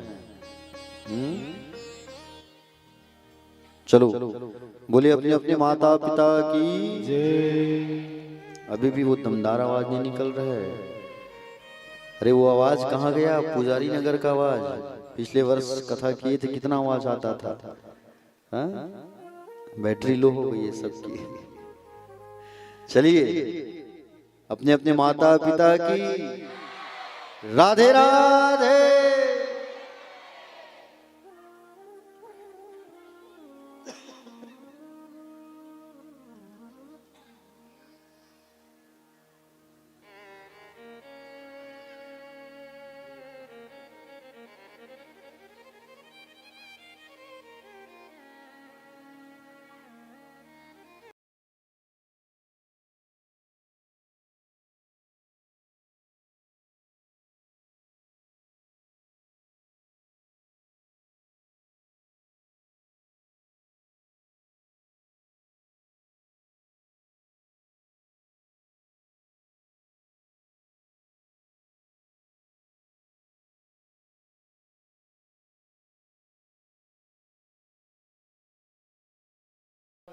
नारद जी से मुलाकात हुई। नारद जी ने कहा बेटा तू मथुरा चले जा, मधुवन यमुना किनारे। ध्रुव जी महाराज आए और आकर के वहां तपस्या करने लगे। तपस्या भी कैसा? अटूट तपस्या, अटल तपस्या। 3-3 दिन का उपवास। अब बताओ, छोटा बच्चा है और 3 दिन का उपवास रख रहा है वो, छोटा सा 5 साल का। पहले दिन उपवास, दूसरे दिन उपवास, तीसरे दिन खाता था क्या? फल, फूल, पत्ता, जल, वायु। दूसरा महीना, 1 महीने तक तो 3-3 दिन का उपवास किया। 3 दिन, फिर 3 दिन। दूसरा दिन जब आया 3 दूनी 6 हो गया। 6 दिन का। 6वें दिन खाता था। अब दूसरे महीने में 6वें दिन खाता था तो फल को खाना छोड़ दिया, केवल पत्तों को, फूल को, जल को, वायु। तीसरा महीना आया, 9 दिन का उपवास, और 9वें दिन में पत्ता खाना छोड़ दिया, फूल खाना छोड़ दिया, फल खाना छोड़ दिया, वायु और जल। चौथा महीना आया, 12 दिन का उपवास। अब तो जल पीना छोड़ दिया चौथे महीने में। बताओ, बिना पानी का उपवास। 5वां महीना आया तो पूरे वायु को अपने अंदर ग्रहण कर लिया, वायु लेना बंद, अटल निश्चय। 5 साल का बच्चा। 6वें महीने में अब भगवान को ही खुद ही आना पड़ रहा है उनको देखने के लिए। सारे लोग जाकर के भगवान से प्रार्थना किए कि बोले हे प्रभु आप जाओ, नहीं तो हम सब मर जाएंगे। एक बूंद ऑक्सीजन नहीं है, हवा नहीं है, एक बूंद।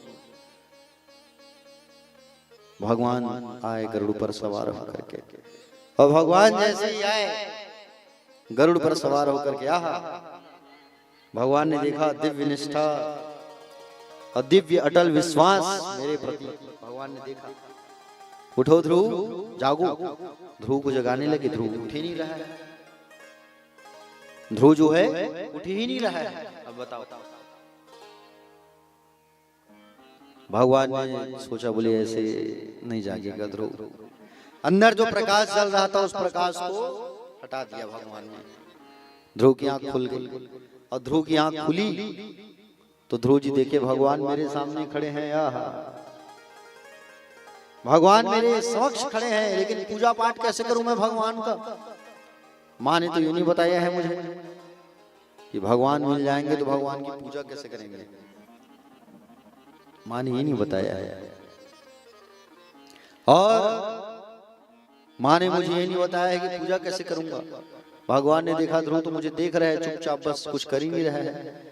क्या किया, अपने शंख को भगवान ने उसके गाल में स्पर्श कर दिया, और जैसे गाल में स्पर्श किया शंख को तो ध्रुव बोलना चालू कर दिया। ध्रुव जो है बोलना चालू कर दिया, स्तुति गाना चालू कर दिया। आहा, योन्ता प्रविश्वम वाचुमाम प्रसुप्ताम संजीवयत् अखिल शक्तिधर सुधाम्ना अन्यास हस्त चरण श्रवणत्वगादिन प्रणानाम नमो भगवते पुरुषाय तुभ्यम। ध्रुव जी कहते हैं, हे प्रभु, आपने मेरी सोई हुई वाणी को जगा दिया। आपके चरणों में मैं बार बार वंदन करता हूँ, प्रणाम करता हूँ। जीव की वाणी सोई रहती है, आप कृपा करें तो जग सकती है। आपके बिना, आपकी कृपा के बिना जीव आपको जान नहीं सकता। बिन जाने आपके चरणों में प्रेम कैसे होगा, प्रीति कैसे होगी। जो जान ही ताहि देहु जान ही, जानत तुम हो तुम ही है जाहि। उमा दारू जो उसित की नाई, सभी नचावत राम गोसाई। परमात्मा को जानने वाला परमात्मा मय हो जाता है। परमात्मा को जानने वाला परमात्मा मय हो जाता है, बन जाता है। लाली मेरे लाल की जित देखूं तित लाल, लाली देखन मैं गई कि मैं भी हो गई लाल। प्यारे भक्तजन, ध्रुव जी भगवान का प्रणाम करने लगे। बोलो ध्रुव, क्या मांगना है मांगो। ध्रुव जी ने कहा, प्रभु आप केवल इतना आशीर्वाद दे दीजिए कि आपके चरणों में मेरा प्रेम बना रहे, बस कुछ नहीं चाहिए। भगवान ने आशीर्वाद दिया। 1 साल नहीं, 2 साल नहीं, 3 साल नहीं, 36,000 साल तक तू राज्य करेगा। जा। कितने साल तक? 36,000 साल तक तू राज्य करेगा ध्रुव, 36,000 साल तक। ये मेरा आशीर्वाद है। ध्रुव जी वापस आए, भगवान का दर्शन करके, और नारद जी आकर के बताए कि आपका बेटा जो है भगवान का दर्शन करके आया है, जाइए उनका स्वागत करिए। वही उत्तानपाद और वही सुरुचि दौड़ के अपने बेटे का स्वागत कर रही है। और वही ध्रुव जो है कालांतर में 36,000 साल तक राज्य किए है। 2 पत्नियां हुई इनकी, भ्रमी और इला, और 2 संतान हुए, उत्कल और उत्सर। 2 पत्नी 2 संतान, वंश चलने लगा। छोटा भाई उत्तम जंगल गया था, आदिवासी राजाओं ने उनको मार डाला। ध्रुव जी का वंश ऐसे चला। 36,000 साल तक राज्य करने के बाद ध्रुव जी जब ऊपर जाने लगे ना, उसी समय मृत्यु देवी आई, अपने सिर को झुकाई। एक पैर ध्रुव ने मृत्यु के सिर में रखा और एक पैर विमान में रखा। विमान आया हमको ले जाने के लिए, रथ। बताओ, किसी को ले जाने के लिए रथ आता है क्या? स्वयं धर्मराज युधिष्ठिर जो है जब स्वर्ग गए हैं तो पैदल गए हैं। बताओ, बताया था कथे में। और उस 5 साल के ध्रुव को लेने के लिए रथ आया है। बताओ, इतना अच्छा कर्म था उसका, इतना अच्छा कर्म। तो ऐसा कर्म आप भी करिए और अपने बच्चों को भी ऐसा कर्म करवाइए। समझ रहे हो ना? अपने बच्चे को रामायण पढ़ाओ, सत्संग सुनाओ, कथा सुनाओ, भगवान के बारे में भगवान की कथा सुनाओ। जब तक भगवान की कथा नहीं सुनाओगे तो भगवान के बारे में वो जानेगा कैसे? स्कूल में नहीं बताने वाले।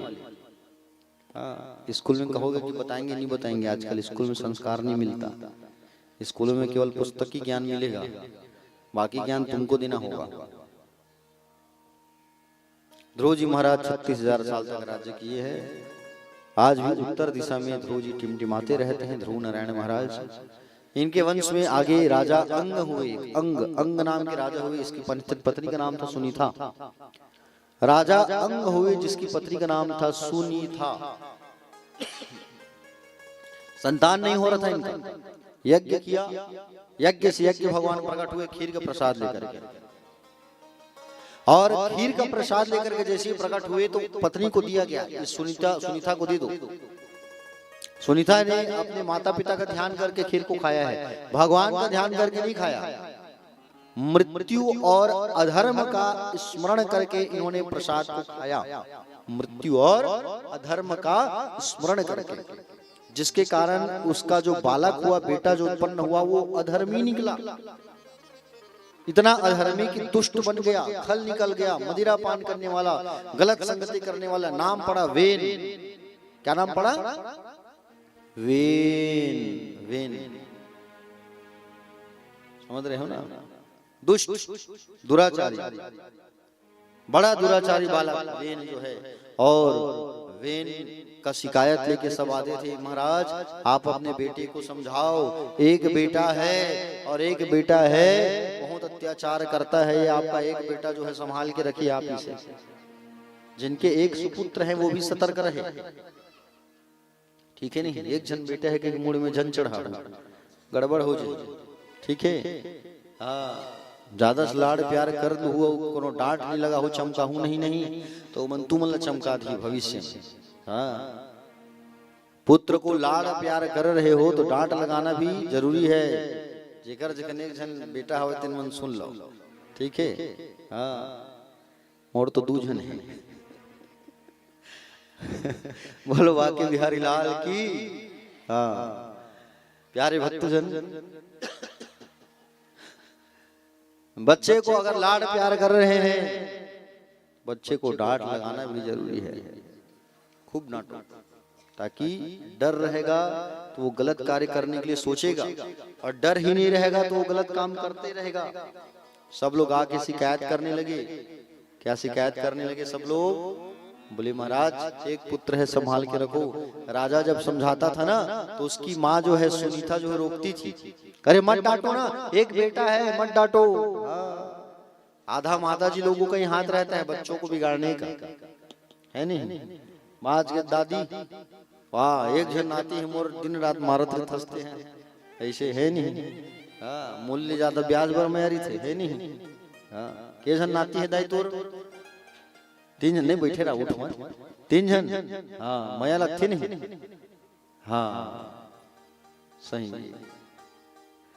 प्यारे भक्तजन, वेन के अत्याचार के कारण राजा अंग जो है राज द्वार को छोड़ करके चले गए।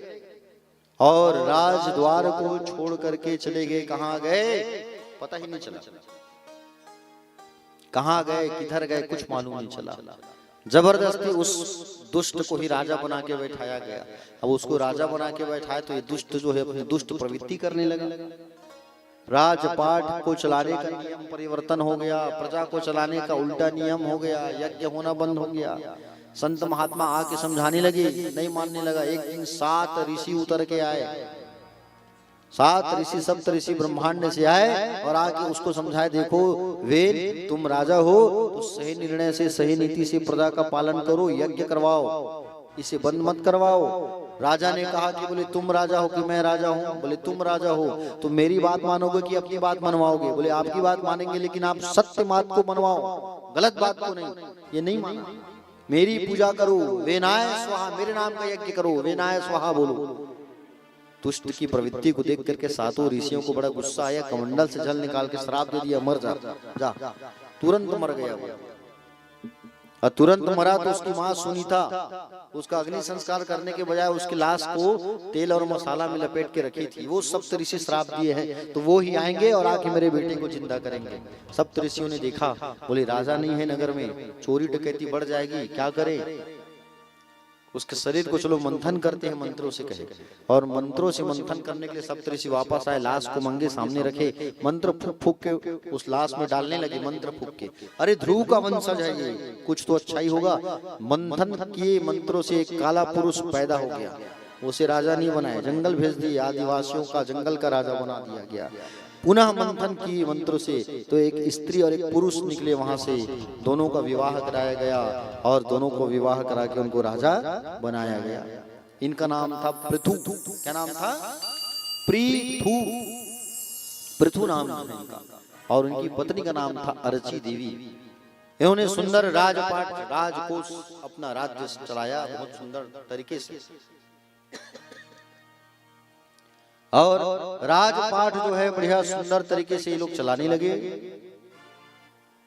प्यारे भक्तजन, सुंदर नीति सुंदर ढंग से राजपाट जो है चलाने लगा। पृथु जो है 99 अश्वमेघ यज्ञ किया और अश्वमेघ यज्ञ कर रहा था। एक बार तो इंद्र इनके घोड़े को चुरा लिया। इनके पुत्र वापस लाते थे घोड़े को, वो फिर चुरा के ले जाता था। पृथु जी मंत्र से इंद्र को मारने के लिए तैयार हो गया। मंत्र से आहुति डालूंगा इंद्र के नाम से। भगवान नारायण प्रकट हुए इंद्र को लेकर के, पृथु को समझाए जैसे तुम मेरे प्यारे हो, इंद्र भी मेरा प्यारा है, मारो मत, वरदान मांगो पृथु। तो पृथु जी महाराज ने क्या मांगा है? 10,000 कान दे दो। कितने हजार कान? 10,000 कान मांगा है। कान 5,000 कान इधर लगा दो, 5,000 कान इधर। क्यों लगाया है 5,000 कान? भगवान की कीर्तन करने के लिए, भगवान का वंदना करने के लिए 5,000 कान। 10,000 2 कान से आपकी भक्ति सुनने में बड़ी तकलीफ होती है। 10,000 कान दे दो। 10,000 कान दिया पृथु जी ने पृथु जी को। इस तरीके से इनका वंश जो है आगे बढ़ने लगा। अब दूसरे बेटे की चरित्र की कथा सुनते हैं। दूसरा बेटा कौन? प्रियव्रत। ये प्रियव्रत जो था मनु महाराज का दूसरा बेटा प्रियव्रत। जिनको व्रत प्रिय लगे वो है प्रियव्रत। प्रियव्रत जी महाराज बहुत बड़े वैष्णव भक्त थे, भगवान के भक्त थे, संत थे, पूजा करने वाले थे। प्रियव्रत जी महाराज जो है प्यारे विवाह नहीं कर रहे थे। समझ रहे हैं ना? बड़े प्रतापी महाराज थे। ये कहते थे मैं शादी नहीं करूंगा, विवाह करूंगा तो माया में पड़ जाऊंगा, इसलिए भगवान की भक्ति करते रहूंगा, शादी नहीं करूंगा। इतने तेजस्वी थे। एक बार बैठे बैठे सोच रहे थे ये रात क्यों हो जाती है? सारा समय लोग इस अंधेरे में सोकर बर्बाद करते हैं, इसलिए रात्रि होने ही नहीं दूंगा मैं। रथेन ज्योतिर्मयेन रजनी भवे दिनम करिष्यामि।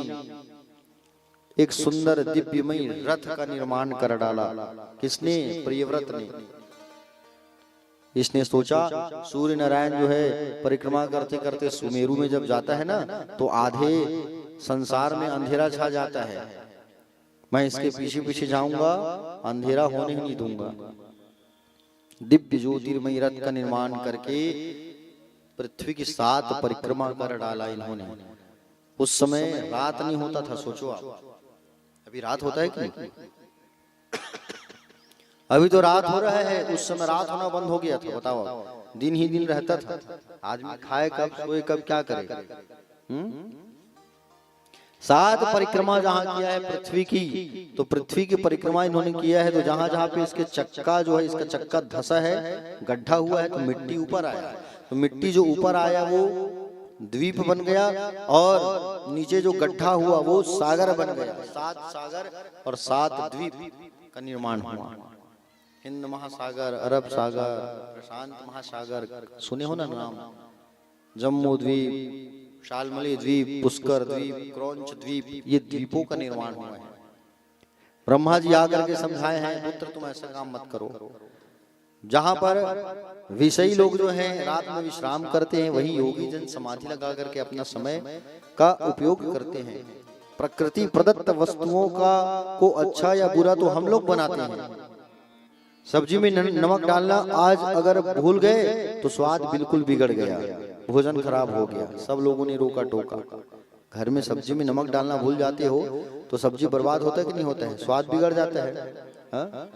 और अगर कल अच्छे से स्वाद उसमें डाले, नमक डाले तो स्वाद बन जाता है, तो कुछ बोलता नहीं है। उसी प्रकार से प्रकृति का जो लोग गलत उपयोग करते हैं तो गलत होता है, सही उपयोग करने से सही होता है। रात होने दो। ब्रह्मा जी आकर के समझाए और ब्रह्मा जी ने ये भी कहा कि सुनो कि बोले तुम्हें विवाह करना है पुत्र, ताकि सृष्टि निर्माण के कार्य को तुम आगे बढ़ा सको। तो विश्वकर्मा भगवान की बेटी बहिष्मति से शादी किया गया इनका, और बहिष्मति से इनका शादी हुआ। विवाह के बाद 9 पुत्र हुए इनके। एक एक पुत्र को एक एक द्वीप का अधिपति बना करके विरक्त हो गए। सबसे पहला द्वीप था जम्बूद्वीप, इसके अधिपति बने महाराज आग्नित। आग्नित के 9 बेटा हुए। उन्होंने पूर्वचिती अप्सरा से विवाह किया। इन्होंने जम्बूद्वीप में 9 खंड करके अपने पुत्रों में बंटवारा कर दिया। सबसे पहला खंड है अजनाभ खंड, जिसके अधिपति बने हैं महाराज नाभि। मेरू देवी से विवाह करके जब इनका कोई संतान नहीं हुआ तो पुत्रष्टि कामना यज्ञ किया। यज्ञ से भगवान प्रसन्न हुए, बोलो क्या चाहते हो। इतने गदगद हो गए कि कुछ मांग ही नहीं पाए। भगवान ने ब्राह्मणों से कहा, भाई आप लोग बताओ ये क्या चाह रहे हैं। भगवान ब्राह्मणों ने कहा, भगवान हम क्या बताएं, ये आप जैसे संतान की कामना कर रहे हैं, संतान मांग रहे हैं। भगवान हंसकर बोले, अच्छा संतान मांग रहे हैं। ब्राह्मणों ने वचन देकर यज्ञ किया, और यज्ञ किया तो सुंदर, उस यज्ञ से नाभि के घर में सुंदर भगवान नारायण का आगमन हुआ। नाम पड़ा ऋषभ देव। क्या नाम पड़ा? ऋषभ देव नाम पड़ा। ऋषभ। ये भगवान नारायण के ही अवतारी थे। ऋषभ ऋषभ देव भगवान का सुंदर आगमन हुआ, और ये ऋषभ देव भगवान नारायण की अवतारी थे। ऋषभ देव 100 पुत्र हुए इनके ऋषभ देव के। बड़े बेटे का नाम था भरत। ठीक है, क्या नाम था? बड़े बेटे का नाम था भरत। पुत्रों को सुंदर संस्कार दिए और सुंदर इनका जीवन जो है सुधारा। इन्होंने बच्चों को बताया कि तुम्हें केवल भगवान की आराधना करना है, वंदना करना है, स्तुति करना है, ध्यान करना है। ऐसा सुंदर शिक्षा दीक्षा दिए। शिक्षा दीक्षा दे करके जब चले गए तो इनके जीवन के चरित्र को एक अरहन नाम के राजा ने अपने जीवन में उतारा, और वहीं से जैन मत का प्रारंभ हुआ है। जैन मत का ऋषभ देव महाराज के बड़े पुत्र जो हुए, जिसका नाम था भरत। भरत जी महाराज बहुत बड़े चरित्रवान थे, और भरत जी महाराज जो है प्यारे भक्तजन भगवान की वंदना करने वाले थे, स्तुति करने वाले थे, पूजन करने वाले थे। भरत जी महाराज, इनकी महिमा जो है चारों लोकों में फैली हुई है। भगवान की पूजन करते थे, रोज शालिग्राम की पूजा करते थे, वैष्णव भक्त थे, तुलसी पत्र चढ़ाते थे। समझ रहे हो ना? तुलसी पत्र आप लोग भी आते हो तो भागवत जी में चढ़ाया करो। समझ रहे हो? तुलसी पत्र चढ़ाने से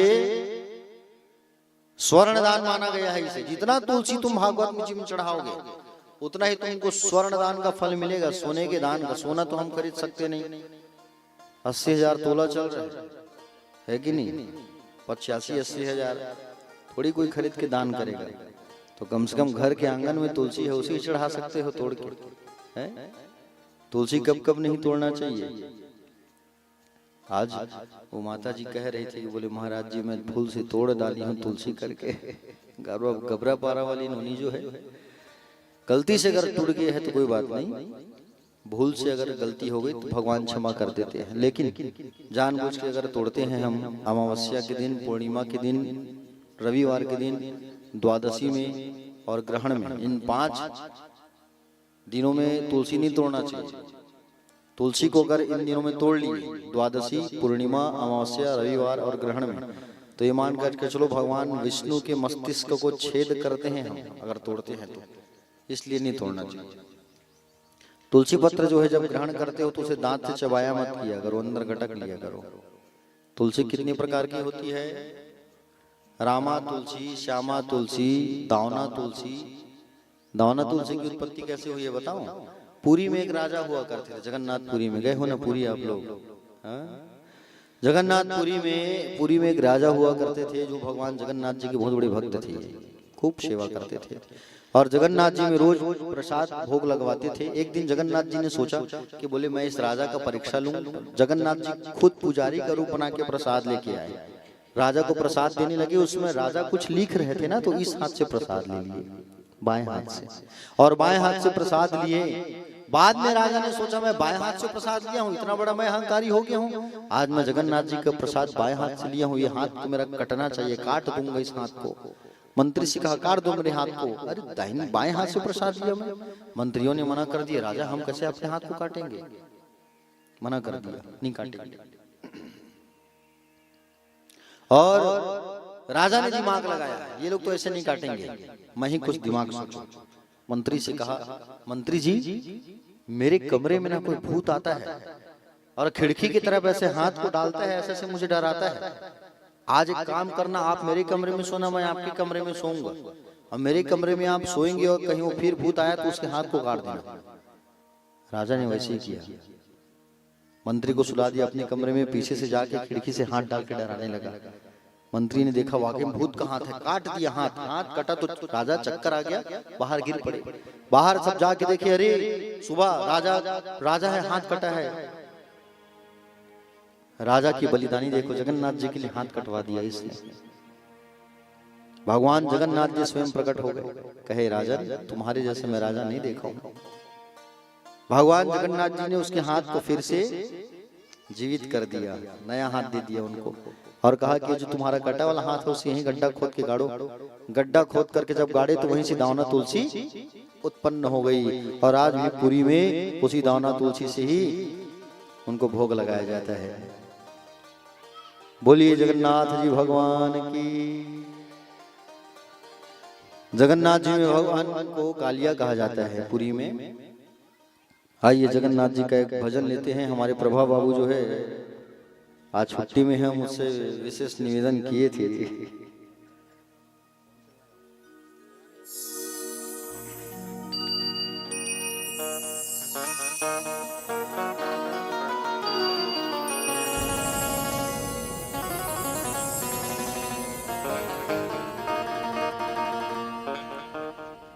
बोले जगन्नाथ जी भगवान की।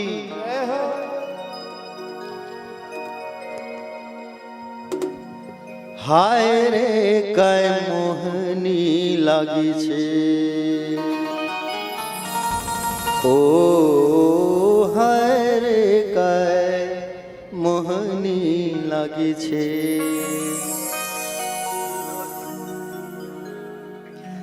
कोजले कालिया सिंदूरे कालिया, कोजले कालिया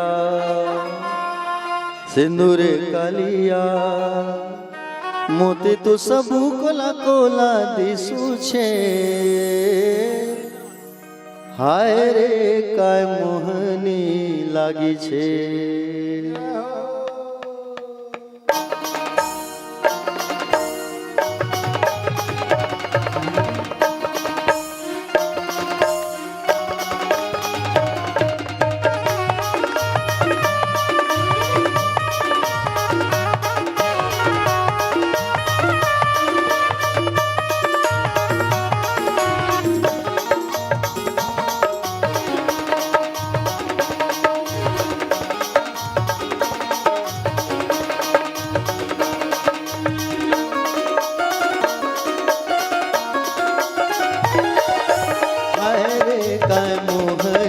लागी छे, ओ हाय काय मोहनी लागी छे। कोजले कालिया सिंदूरे कालिया, कोजले कालिया सिंदूरे कालिया, मोती तू सबो कोला कोला दिसू छे। हाय रे काय मोहनी लागी छे, ओ हाय रे काय मोहनी लागी छे। हो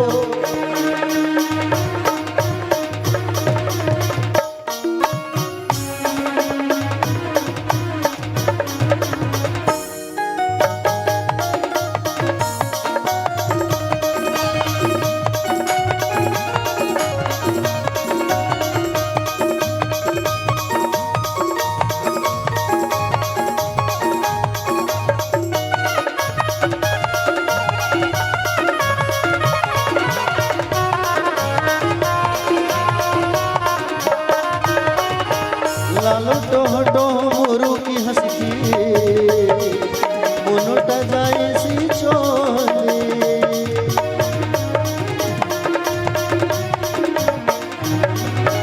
लालो टोह टोह मोरू की हंसी,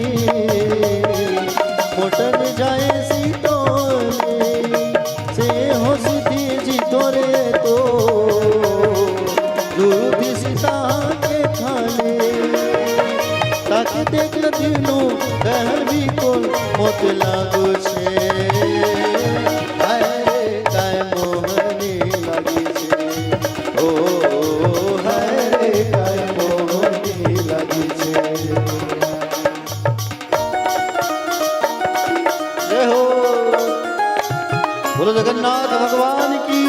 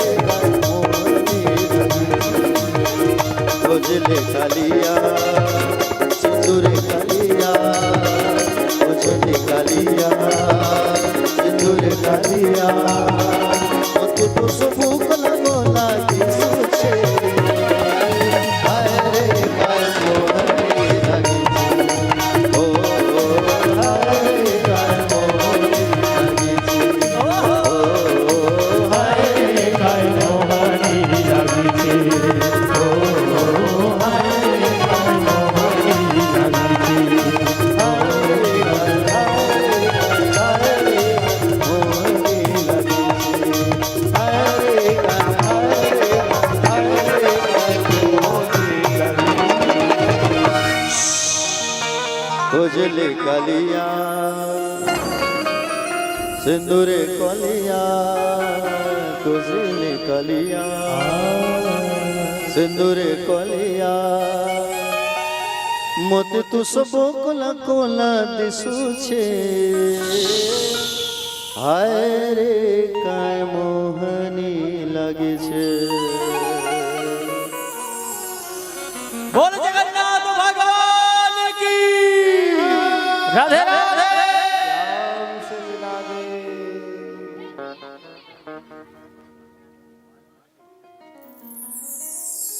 बोले भाग्य बिहारी लाल की कुंज बिहारी लाल की जगन्नाथ जी भगवान की। तो जगन्नाथ जी की चर्चा हुई तो जगन्नाथ जी की भाषा उड़िया भाषा में ही भजन बड़ा आनंद आता है, संबलपुरी भजन जो है। आगे बीच में कभी और जिस दिन प्रभा बाबू रहेंगे उस दिन और एक भजन जो है बिल्कुल आप लोग को सुनाएंगे। प्रभु बाबू की इच्छा थी कि गुरुजी आज भजन हो सुनाना आप। प्यारे भक्तजन, आइए आगे कथा में चलते हैं। एक बार सब जो है अपने ध्यान को कथा में लाइए, दोनों हाथ उठाइए, हाथ उठा के कहिए राधे राधे। प्रियव्रत जी की कथा। प्रियव्रत के वंश में ऋषभदेव भगवान हुए, इनके पुत्र हुए ऋषभदेव भगवान जी के जो पुत्र है 100 पुत्रों में से बड़े पुत्र का नाम था भरत। वैष्णव भक्त थे भरत जी महाराज। छोटे से छोटे, बड़े से बड़े, सबका ख्याल रखते थे भरत जी महाराज। भरत जी महाराज परिवार में रह करके भजन कर रहे थे। बहुत व्याधान होता था कि बोले भगवत प्राप्ति में, भगवान के भजन करने में मुझे बहुत तकलीफ होती है, मैं परिवार को छोड़ दूं और परिवार को छोड़ करके मैं जो है भजन अलग से करूंगा। ये भगवान की बोले भरत जी की सोच थी। ये वही भरत है जिनके नाम से हमारे देश का नाम भारत पड़ा है, भारत। भरत जी महाराज जो है परिवार को छोड़ दिए, बड़े पुत्र को राजपाट सौंप दिए और गंडकी नदी के किनारे आकर के आश्रम बना करके रहने लगे। गंडकी नदी, ये वही गंडकी नदी है माँ तुलसी के शरीर से। किनके शरीर से? तुलसी की माँ जो जब देह त्यागी, शरीर को त्यागी, तो उनके शरीर से जो जल की धार बही है वही नदी के रूप में परिणित हुई, नदी बन गई। उस नदी का नाम पड़ा है गंडकी नदी। गंडकी नदी जो है प्यारे, इस गंडकी नदी में आप जब जाएंगे नेपाल, नेपाल जब भी जाना होगा पशुपतिनाथ, तो वहां आप जो है गंडकी नदी में हरे भरे तुलसी को लेकर डालोगी ना, तो शालिग्राम जी आगे चिपक जाते हैं उसमें। शालिग्राम जी की उत्पत्ति हुई गंडकी नदी से। तो उसी गंडकी नदी के किनारे भरत जी महाराज जो है आश्रम बना करके, पर्णकुटी बना करके रह रहे थे। और आश्रम बना करके जब रह रहे थे, पर्णकुटी बना करके ना, रोज भगवान का भजन करते थे, कीर्तन करते थे, स्नान करते थे, भगवान सूर्य को जल देते थे, अर्पण करते थे। एक दिन की बात है, उनके नदी के आश्रम के किनारे, नदी के किनारे, आश्रम के बाजू में नदी था, तो नदी किनारे बहुत सारे हिरण चारा चर रहे थे। छोटे बड़े झुंड था हिरण का, चारा चर रहे थे। और जब चारा चर रहे थे तो उसी समय भरत जी महाराज नदी गए थे नहाने के लिए, और नदी में नहा रहे थे तो भगवान सूर्य को जल तर्पण कर रहे थे, अर्घ दे रहे थे। उसी समय की बात है, एक शेर ने जोर से दहाड़ मारा, और शेर ने जब दहाड़ मारा जोर से, तो शेर ने जब दहाड़ मारा जोर से, प्यारे भक्तजन, सारे हिरण छलांग लगा के भागने लगे। और जब छलांग लगा करके जब भागने लगी ना, प्यारे भक्तजन, जैसे ही छलांग लगा करके जब भागने लगी, तो एक हिरणी गर्भवती थी। और एक हिरणी जो है गर्भवती थी, तो उस हिरणी के गर्भ से बच्चा निकल गया। हिरणी तो बेचारी मर गई पानी में डूब के। हिरण का जो बच्चा था हिरणी, वो छोटा सावक भरत जी के हाथ में आ गया। भरत जी महाराज उसे पकड़ करके आश्रम ले आए। मर जाएगा, पाप लगेगा मुझे। बच्चे को आश्रम लेकर के आया और बच्चे का पालन पोषण करने लगे, हिरण के बच्चे का। और भरत जी महाराज उसका लालन पालन करने लगे। समझ रहे हो ना? जैसे लालन पालन करने लगे भरत जी महाराज उस बच्चे का, तो उस बच्चे से उनको प्रेम हो गया, हिरण के बच्चे से। समझ रहे हो ना? हिरण के बच्चे से इतना ज्यादा प्रेम हो गया, इतना ज्यादा प्रेम, पूछो मत, खूब प्रेम हो गया। सोते थे तो हिरण, खाते थे तो हिरण, जागते थे तो हिरण, हिरण हिरण हिरण हिरण हिरण हिरण हिरण। समझ रहे हो ना? एक दिन भरत जी महाराज जो है पुष्प समिधा तोड़ने जंगल गए हुए थे। और जंगल जब गए हुए थे तो उसी समय जंगल के किनारे से उनके आश्रम के पास से बहुत सारे हिरणों का जो है झुंड जो है गुजर रहा था। बहुत सारे हिरण, हिरणों के झुंड को देखा भरत जी का हिरण, तो उसने सोचा मेरे परिवार वाले जा रहे हैं, मैं उनके साथ जाऊं। तो भरत जी महाराज का जो हिरण था उस सब को छोड़ करके उसी झुंड में जा करके मिल गया। भरत जी वापस आए जंगल से फूल पत्र लेकर के, देखा कि मेरा हिरन मुझे छोड़ के चला गया है। ढूंढने लगे इधर उधर, मेरा कहाँ गया, मेरा हिरन कहाँ गया, मेरा हिरन कहाँ गया। हिरन के प्रेम में इतना पागल हो गए थे, इतना पागल हो गए थे कि हिरन हिरन हिरन हिरन हिरन हिरन कह के मर गए। अब हिरन हिरन कह करके प्राण को त्याग दिए। हिरन हिरन कह करके प्राण को जब त्यागे तो दूसरा जो जन्म हुआ उनका वो हुआ हिरन का।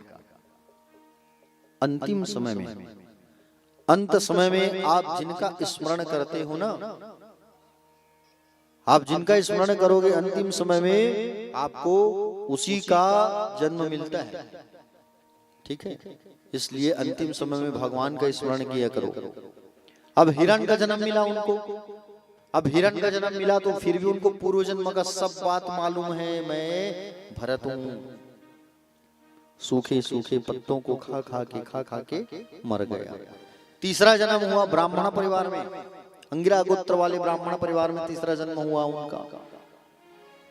चार भाई था, चार भाई थे, छोटे थे ये सब, और सबसे ये छोटे थे ना, तो इनको अब स्कूल में भर्ती कराया गया। बेटा जा तू पढ़ने लिखने के लिए। अब पढ़ने के लिए जैसे भर्ती कराया गया है तो इनको तो शून्य बनाने नहीं आता था, आता सब था। वो तो गुरुजी को पढ़ा देते, लेकिन जानबूझ के नहीं पढ़ते थे। क्यों? मैं इस प्रपंच में नहीं पढ़ना चाहता, मैं केवल नाम भजते रहूंगा भगवान का और अपना काम करते रहूंगा। पिताजी जो है ब्राह्मण है, अब पूजा पाठ तो करवाने जाएगा, ब्राह्मण का बेटा है, पूजा पाठ नहीं कराएगा तो क्या करेगा। पिताजी जो है उनको गायत्री मंत्र सिखाने लगे। चल बेटा गायत्री मंत्र बोल, मंत्र मैं सिखाऊंगा, पूजा कराने जाएगा तू, ओम भूर्भुवः, चल बोल। तो भरत जी महाराज ओम भूर तक ही अटके रहे, आगे सीखे ही नहीं। वो चाहते पढ़ के बता देते, लेकिन जानबूझ के एक्टिंग कर रहे हैं, नाटक कर रहे हैं। क्यों? अगर मैं मंत्र सीख गया और पूजा कराने अगर चला गया, दक्षिणा मिलेगी, पैसा में मेरा मन लोभ में आ जाऊंगा और मैं भगवान का भजन नहीं कर पाऊंगा, इसलिए मुझे नहीं सीखना। पिताजी लोग कहे तू पढ़ नहीं रहा है, लिख नहीं रहा है, गुरुजी लोग स्कूल से तुझे निकाल दिए हैं, तू क्या करेगा? एक काम कर, हमारे साथ खेती किसानी करना। तू जा खेत में बीज डाल के आए, धान का बीज, चिड़िया उड़िया ना खाए, जा जरा देख के आना। अब वो खेत में जाके बैठा है, पिताजी कहे हैं कि बोले चिड़िया उड़िया ना खाए। संसार के सारे चिड़िया लोगों को बुला लिया, आओ आओ आओ रे चिड़िया लोग, खाने वाले राम, खिलाने वाले राम, रोकन का क्या काम, आओ खाओ सब। और जितक चिड़िया रही संसार के नहीं, सबको आके चिड़िया में एक ठंडा ना नहीं बचेगा, सब लोग खा रहे टपा टप टपा टप टपा टप टपा टप। एक तो बिजत रहता खेत में, सब चपट खत्म। माता पिता गए खेत में, धान जाग के होगा, जाग देखते थे धान नहीं जागे खेत में। हे भगवान, इसे लेखा तो ले, तो बिना लेखा कर होते बने। भरत जी महाराज को कहा गया, बोले बेटा तू खेत जाने के लायक नहीं है, तू कुछ नहीं कर सकता, तू घर में खाना वाना बना के रखना, पानी भर के रखना कहे। और माता पिता खेत गए, खेत में जब माता पिता गए, बच्चे कहे पानी भर के रखना, और दाई दादा मनीष तो देखा तो पानी भर के रखे, या कामा कामा पानी, गुंडी में पानी, कटोरी में पानी, चम्मच में पानी, हौला में पानी, पटुआ में पानी, पानी पानी। ओहो, ऐसे बच्चे से तो बिना बच्चे के रहो, निकल जा भैया, तू हम तुझे नहीं पाल सकते, जा हमारे घर में मत रहना। भरत जी कहे मैं तो यही चाहता था कि तुम लोग मुझे कब घर से बाहर निकालोगे, तब मैं भगवान का 2-4 माला जपूंगा और पूर्व जन्म में भगवान का दर्शन नहीं कर, पहले जन्म में दर्शन करूंगा। भरत जी निकल गए। भरत जी महाराज जो है जंगल में निकल गए, और जंगल में जब उसी समय की बात है, जंगल में जब भरत जी महाराज रहने लगे ना, प्यारे भक्तजन, जब भरत जी महाराज जंगल में निवासरत रहने लगे, और जंगल में जब रहने लगे भरत जी महाराज,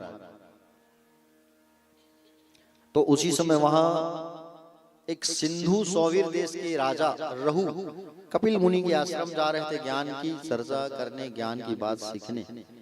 पालकी में सवार होकर के, पालकी उठाने के लिए 4 लोगों की जरूरत होती है। पहले दुल्हन की जब विदाई होती थी या राजा कहीं जाते थे तो पालकी में बैठ के जाते थे, देखे हो नहीं? अब तो 4 चक्का का कार आ गया है, लेकिन उसमें भी 4 चक्का ही रहता है ना कार में। हाँ।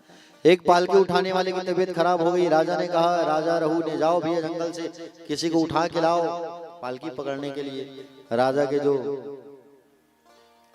जो सैनिक थे, सिपाही थे, वो भरत जी महाराज को पकड़ के लिया, चल हमारे राजा की पालकी उठाना तू।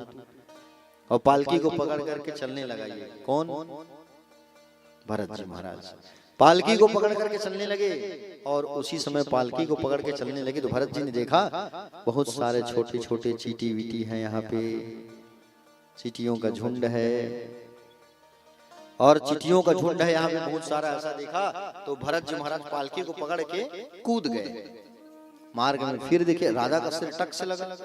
मार्ग में फिर उन्होंने देखा उन्होंने तो दीमक का झुंड, दियार है ना लकड़ी में जो लगता है, वो गुजर रहा था। भरत जी महाराज सोचे फिर मेरे पैर से अगर दब के एक जंतु भी मर जाएगा तो मैं नरक में चला जाऊंगा, इसलिए फिर कूदे। फिर राजा का सिर टक से लगा। याद रखना, किसी भी जंतु को हम मारते हैं तो हमसे पाप ही होता है, ठीक है ना। और एक पाप के बदले हमको नरक में जा करके उस नरक में क्या करना पड़ता है, नरकों में हमको जा करके वहां का सजा भोगना पड़ता है। इसलिए जीवों की हत्या मत किया करो, जीवों को मत मारा करो। जीव मार के खाते हो ना, है पता नहीं क्या क्या खाते हो आप लोग। कुछ लोग तो कहते हैं अंडा खाने से महाराज अंडा जो है मांस में नहीं आता। अच्छा, अंडा में जीव होता है कि नहीं होता है? अंडा में बच्चा होता है, और वो बच्चा जो है मर जाता है, तो तुमको तो बाल हत्या का भी दोष लग रहा है, मूर्ख। कई लोग कहते हैं वाह महाराज अंडा तो बोले मांस में नहीं आता। अच्छा, अंडा में जीव तो है, छोटा सा चूजा तो निकलेगा, मुर्गी का बच्चा तो निकलेगा। अब उसे तुम मार के खा रहे हो तो तुम घोर नरक में जाओगे। तुम बाल हत्या का भी दोष तुमको लग रहा है, तो जीवों को मार के नहीं खाना चाहिए। तो भरत जी महाराज देखे कि छोटा छोटा जीव जो है जा रहा है, पालकी पकड़ के कूदे। फिर ये सिर टक से लगा, राजा को गुस्सा आया और राजा जो है क्रोध में आया।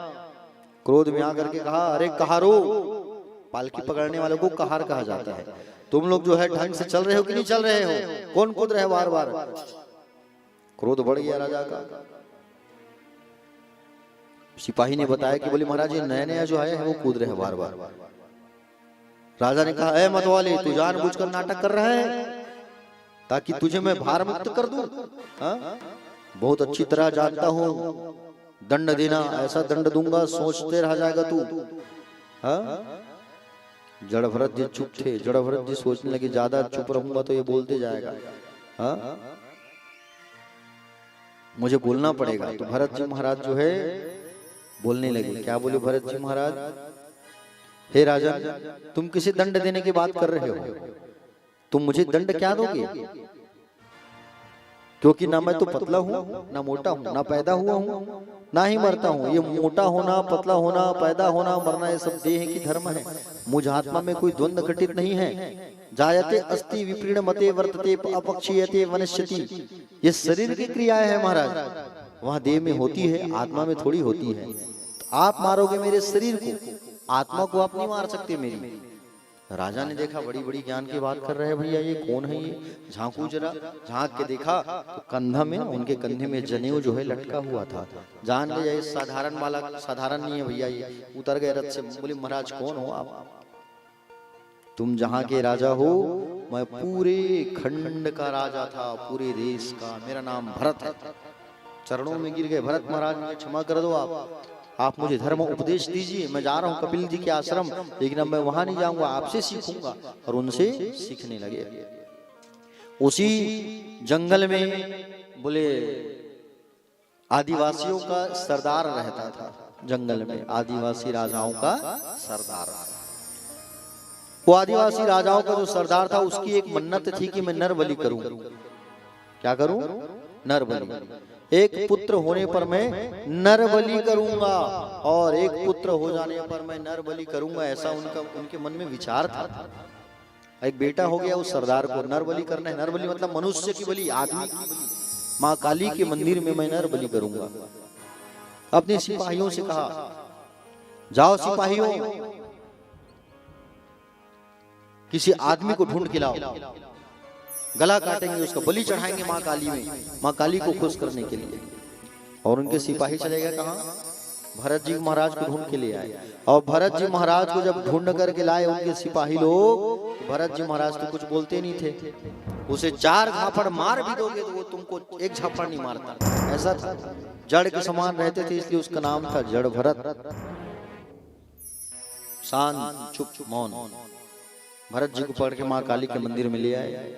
सबसे पहले उनको नहलाया गया, लाल कपड़ा पहनाया गया, लाल टीका, लाल फूल की माला, और लाल फूल की माला लाल टीका सब पहनाया गया, तैयार किया गया। राजा ने पूछा तुम्हारी कोई अंतिम इच्छा है, बोलो तुम्हारी बलि करेंगे।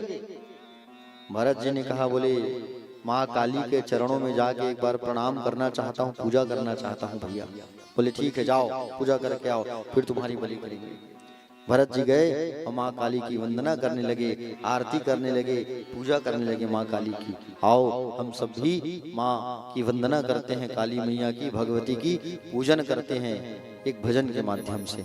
आइए बोलिए जगदम्बा मैया की, महाकाली मैया की, महागौरी मैया की, महासरस्वती मैया की। बोल जयकारा सिर वाली साचे दरबार की।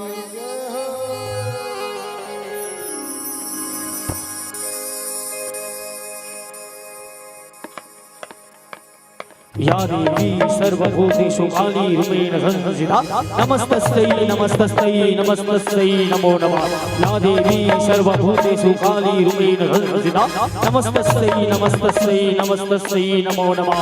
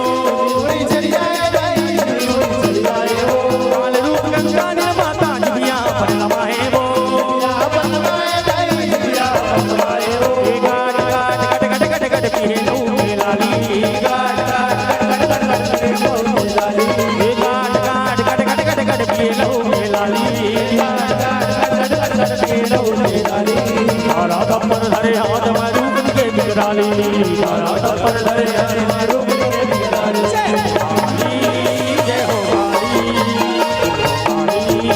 जय हो काली जय हो काली जय हो काली जय हो काली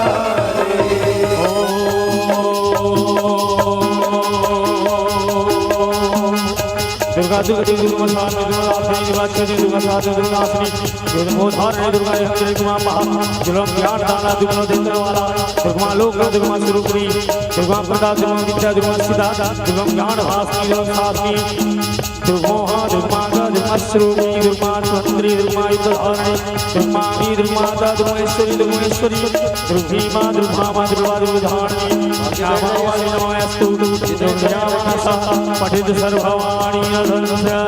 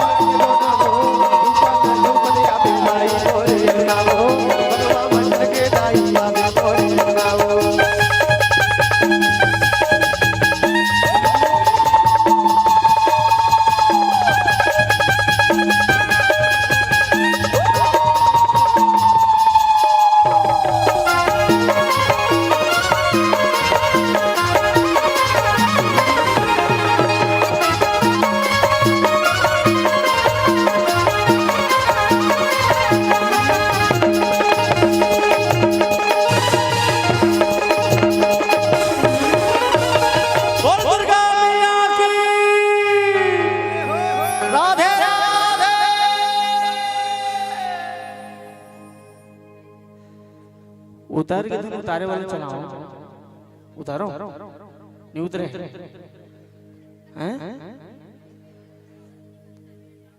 शीतल के तोर शीतला मैया दया माया के सागर वो,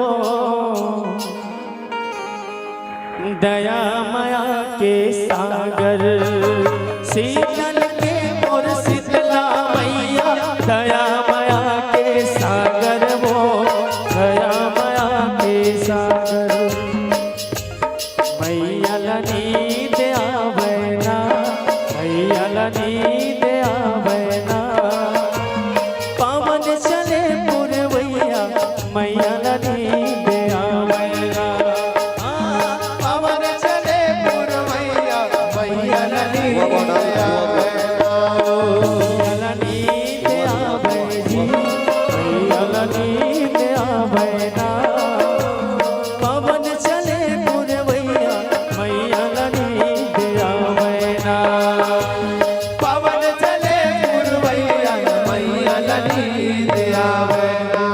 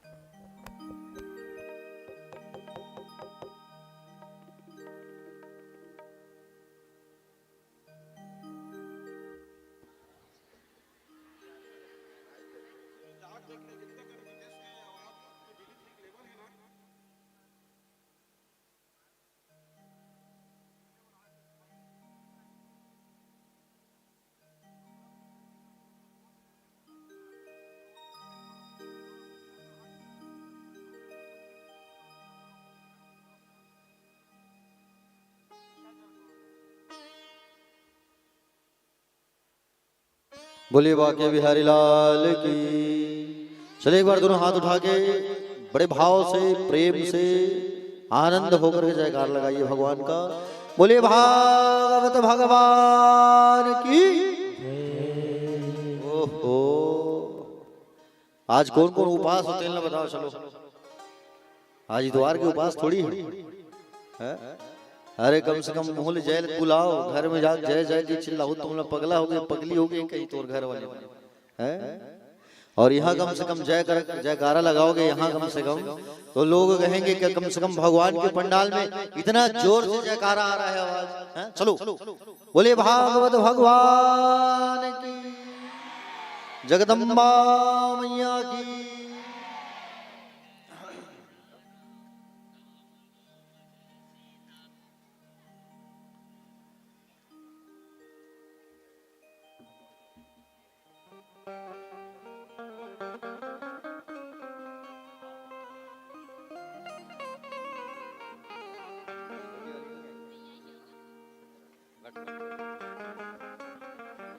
प्यारे भक्तजन,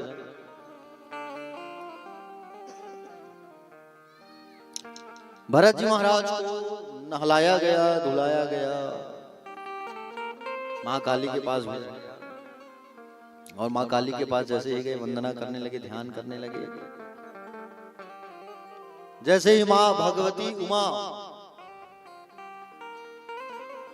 का सुंदर दर्शन करने लगे ये भरत जी महाराज, वापस लाया गया। चल बलि का समय हो रहा है, हमारे राजा तुम्हारी बलि करेंगे, चल।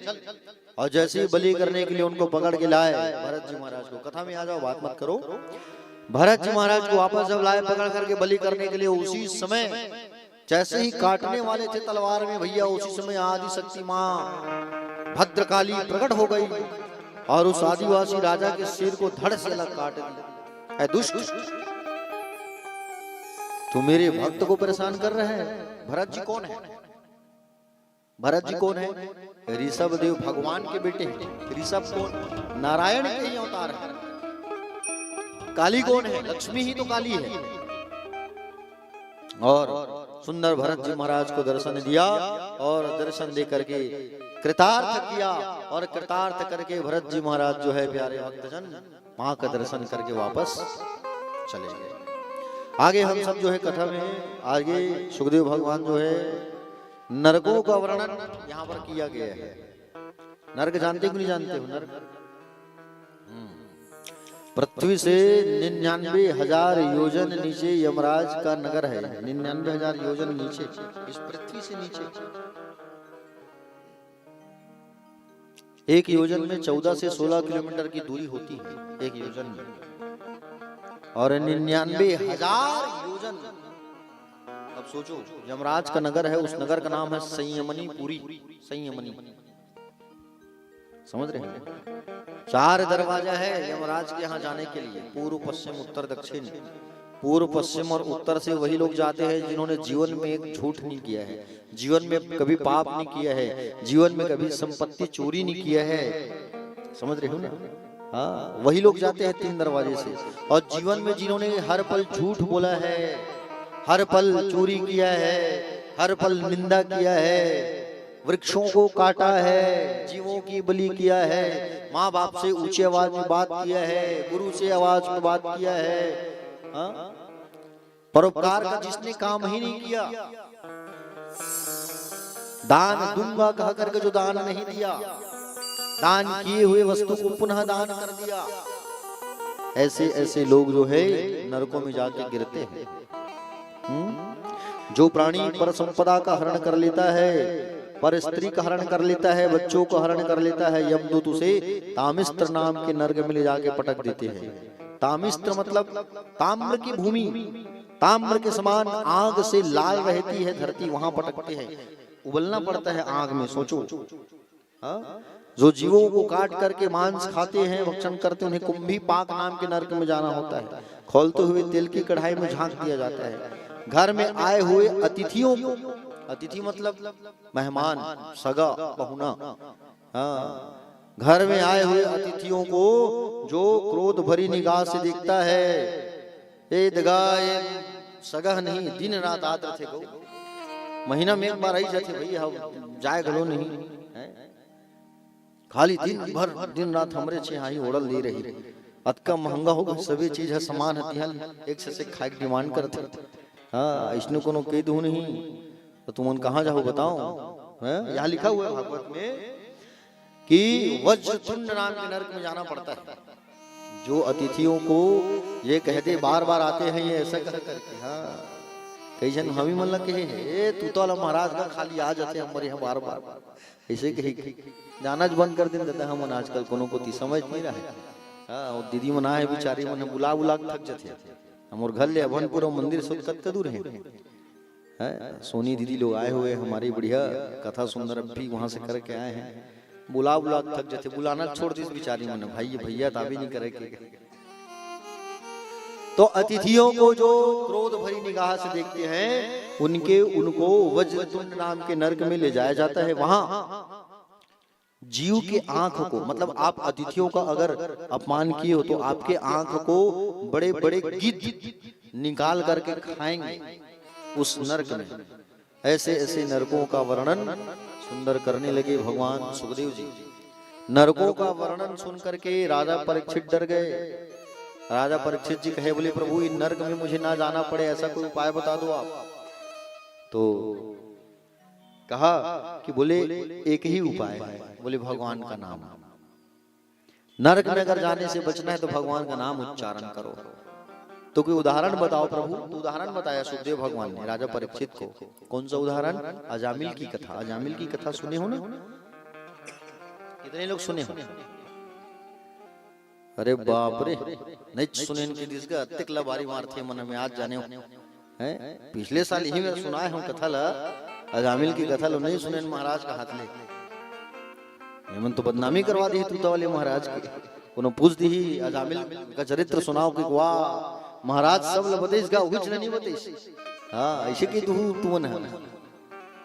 बोले वाके बिहारी लाल की। मजाक की बात है प्यारे, थोड़ा हंसी मजाक भी होना जरूरी है। देखो अजामिल की चरित्र सुना रहा हूं मैं, सुनिए ध्यान से। अजामिल, अज धन मिल, अज मतलब होता है माया, मिल मतलब होता है मिलना। जो माया में मिल जाए वो है अजामिल। ये ब्राह्मण था, पूजा पाठ करने वाला, संध्या कर्म गायत्री जप करने वाला, तप करने वाला, पूजा पाठ माला जाप ये सब करता था। एक बार क्या हुआ, मंदिर जा रहा था अजामिल जो है। कहाँ जा रहा था? मंदिर। और मंदिर जा रहा था अजामिल ना, तो मंदिर जब जा रहा था अजामिल जो है मार्ग में एक गलत स्त्री गणिका को देखा, किसी शूद्र के साथ में ये बातचीत हंसी मजाक कर रही थी। उसको देख करके अजामिल के मन में ये भाव आया कि मैं इससे शादी करूंगा, उस वैश्य से। और उस वैश्या को लेकर के भाग गया और भाग करके उनसे शादी कर लिया। वो ब्राह्मण जो पूजा पाठ करता था, पूजा पाठ करना छोड़ दिया, यज्ञ करना बंद कर दिया, पूजा पाठ ब्राह्मण तत्व से भ्रष्ट हो गया। ब्राह्मण को तो इन सब चीजों को विशेष रूप से ध्यान देना चाहिए। ब्राह्मण जो होते हैं उनको, ब्राह्मण को बिल्कुल हर एक ब्राह्मण को एक सत्यनारायण जी की कथा करना आना चाहिए। याद रखना, हर एक ब्राह्मण, समझ रहे हो ना, हर ब्राह्मण को एक कम से कम सत्यनारायण भगवान की पूजा कम से कम कराने के लिए आना चाहिए। ब्राह्मणों को वेद से अलग नहीं होना चाहिए, उनका काम ही है वेद का उच्चारण, वेद का प्रचार करना। ब्राह्मणस्य मुखमासित, ब्राह्मण जो है भगवान नारायण के मुख हैं। क्या है? मुख, भगवान विष्णु। और मुख का काम क्या होता है? वाचन करना, बोलना। किसका बोलना? क्या बोलना? वेद को बोलना, वेद का प्रचार करना। अजामिल जो है उस गणिका के साथ रह रहा कि इतना चोरी करने लगा, पाप करने लगा, आयु कम होने लगी। देखो हम लोग कहते हैं ना कि बोले पाप करने से कुछ नहीं होगा, जितना हम पाप कर्म करेंगे उतनी ही हमारी आयु कम होती जाती है। ये प्रत्यक्ष प्रमाण है भाई, भागवत में लिखा है। अजामिल की जो कथा सुन रहे हो ना, अजामिल का खुद ही आयु कम हो रहा था। हाँ, अब आप कहोगे कि महाराज हम तो पाप करते ही नहीं, एकदम सत्यवादी हरिश्चंद्र हैं, हम कैसे मान लें कि आप सत्यवादी हरिश्चंद्र हो? हैं? आजकल बिना मोबाइल का कोई नहीं रहता व्यक्ति, और ये मोबाइल फोन झूठ बोलने का सबसे अच्छा साधन है कि नहीं? हाँ, आना कथम जाबो कतक दिल्ली तैयार होता, वाह बस ये ऑटो बैठा था और घर में बेचारी क्रीम लगा बैठे है नहीं? हो गए कि नहीं? झूठ बताओ, एक झूठ तो ही मोबाइल है। अब मोबाइल से हम पता नहीं कितना झूठ बोलते हैं, सोचो आप। अब इतना झूठ बोलेंगे तो हमको नरक में जाने से कोई नहीं रोक सकता, समझ रहे हो नहीं? ये मोबाइल का अगर अच्छा उपयोग करोगे तो ये अच्छा है, और इधर का उधर बात करने में बहुत अच्छा काम आता है कि नहीं? हाँ, एतिक बात ला मैके ट्रांसफर करते कई जन मन। हाँ, चल तो घर में सियान हावे उधर से चर्चा करना नहीं, कहीं हो तो पट ले, छोटे बहनी दाई दादा। हाँ, ऐसनेत करते आजकल के बहु मन। घर में अगर गार्जियन है, सास ससुर है, तो उनसे पहले सलाह लो। वो भी तुम्हारे माता पिता हैं, माता पिता का दर्जा दो तुम उन्हें, समझ रहे हो ना? हाँ, माता पिता मानो उन्हें, सास ससुर प्यारे भक्तजन। और सास को भी बहू को एक बेटी की तरह रखना चाहिए, समझ रहे हो ना? वो भी किसी की बेटी है, घर छोड़ के आई है। जैसे आप अपनी बेटी को प्रेम करते हो वैसे अपनी बहू को भी करो, तभी ताली दोनों हाथ से बजेगा। ऐसा नहीं कि बोले बहू ही करे सास कुछ न करे, ऐसा नहीं। बोले वृंदावन बिहारी लाल की। प्यारे भक्तजन, तो अजामिल का पाप इतना बढ़ गया था, 9 लड़का था इसका, 9 बेटा। एक बार इनके गांव में कुछ संतों का आगमन हुआ। संत, ये संत पहले क्या करते थे? भारत भ्रमण करते थे। भारत में ना पहले भ्रमण करते थे, आज भी करते हैं संत लोग। पहले देखे होंगे आप लोग, 8-10 संतों की टोली आती थी, कंडील उंडील लेके, चिकारा विकारा लेके पहले घूमते थे। अब इतनी रायपुर में नहीं आए, अभी भी गाँव में आते हैं संत लोग भ्रमण करने के लिए, है ना?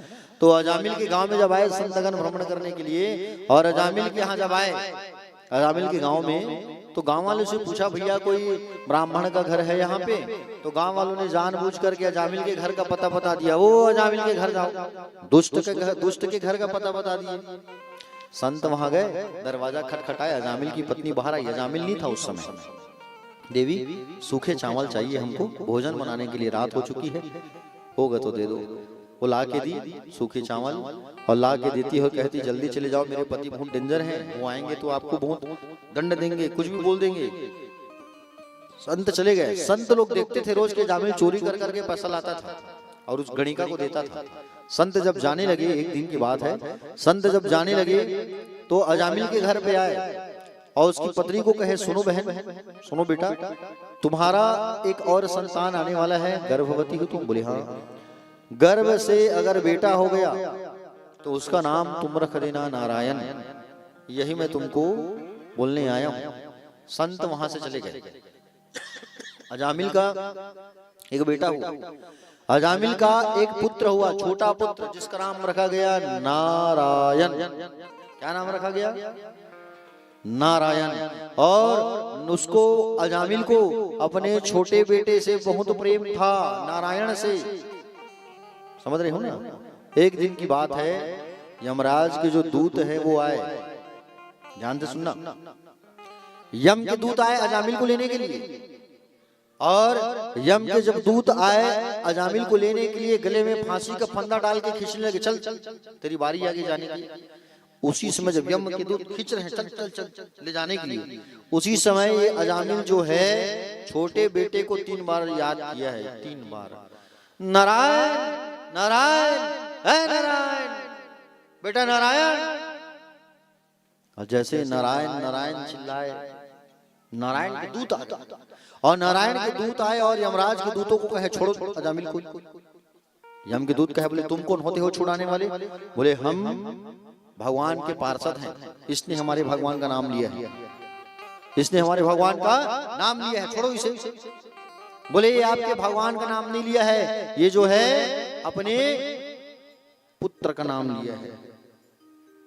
अरे जैसे भी हो, नाम तो लिया है, मुख से भगवान का नाम तो निकला है। और अजामिल देख रहे सब चीज को। भगवान के जो दूत है यमराज के दूतों को भगा दिए वहां से। अभी यमराज के पास गए लोग, जाके कहे आज के बाद आप हमें पृथ्वी लोक मत भेजना किसी जीव को लाने के लिए। क्या हुआ दूतों, क्या हुआ? आज हम अजामिल को लाने गए थे, नारायण नारायण चिल्लाया वो, और नारायण नारायण जब चिल्लाया है तो वहां पर नारायण के दूत आ गए। यमराज कहने लगे धीरे बोलो, चिल्ला के मत बोलो, अगर तुम लोग जो है अगर यहाँ पर नारायण नारायण चिल्लाओगे तो यहाँ पर जितने नरक में जीव हैं सुन लेंगे, और अगर वो भी नारायण नारायण चिल्लाना चालू कर देंगे तो मुझे सबको तुरंत जीवन दान देना पड़ेगा, छोड़ना पड़ेगा। धीरे बोलो और सुनो मेरी बात। जो व्यक्ति अंतिम समय में श्री हरि नारायण, कृष्ण, विष्णु, राम, शिव, दामोदर, गोविंद, नारायण, रणछोड़, कपिल,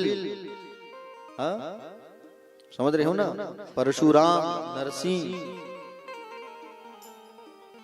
इन सब का अगर कोई नाम ले तो उसे भूल करके मेरे नरक में मेरे यहाँ मत लाना, छोड़ देना, जीवन दान दे देना। यमराज ने खुद ही कहा है। इसलिए हमको क्या करना चाहिए? भगवान का नाम भजते रहना चाहिए और काम करते रहना चाहिए। हर बार हर श्वास में तुम केवल क्या करो? भगवान का नाम स्मरण करो, गोविंद का नाम स्मरण करो, हर श्वास में, हर चीज में। ठीक है?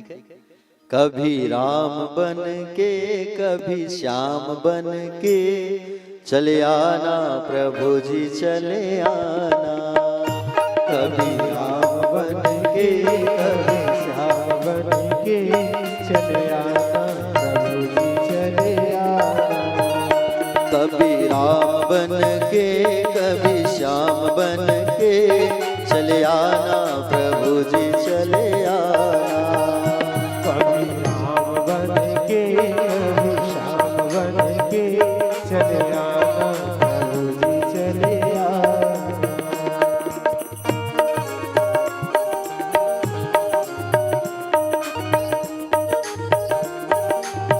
जय हो।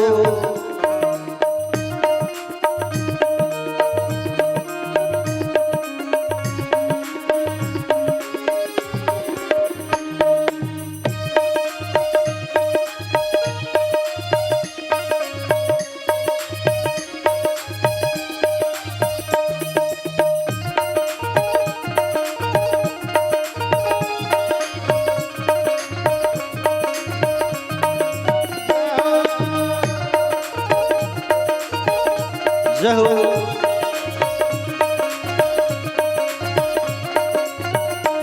तुम राम रूप में आना, तुम राम रूप में आना, तुम राम रूप में आना, तुम राम रूप में आना। सीता साथ लेके, धनुष हाथ लेके, चले आना प्रभु जी चले आना।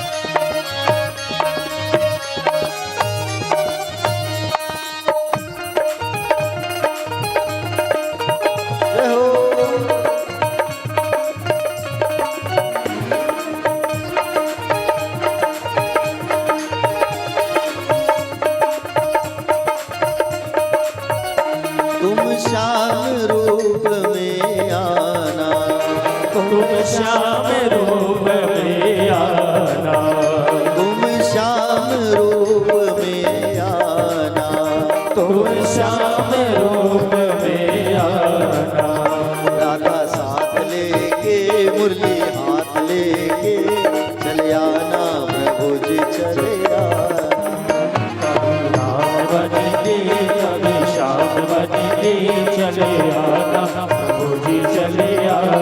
जय हो।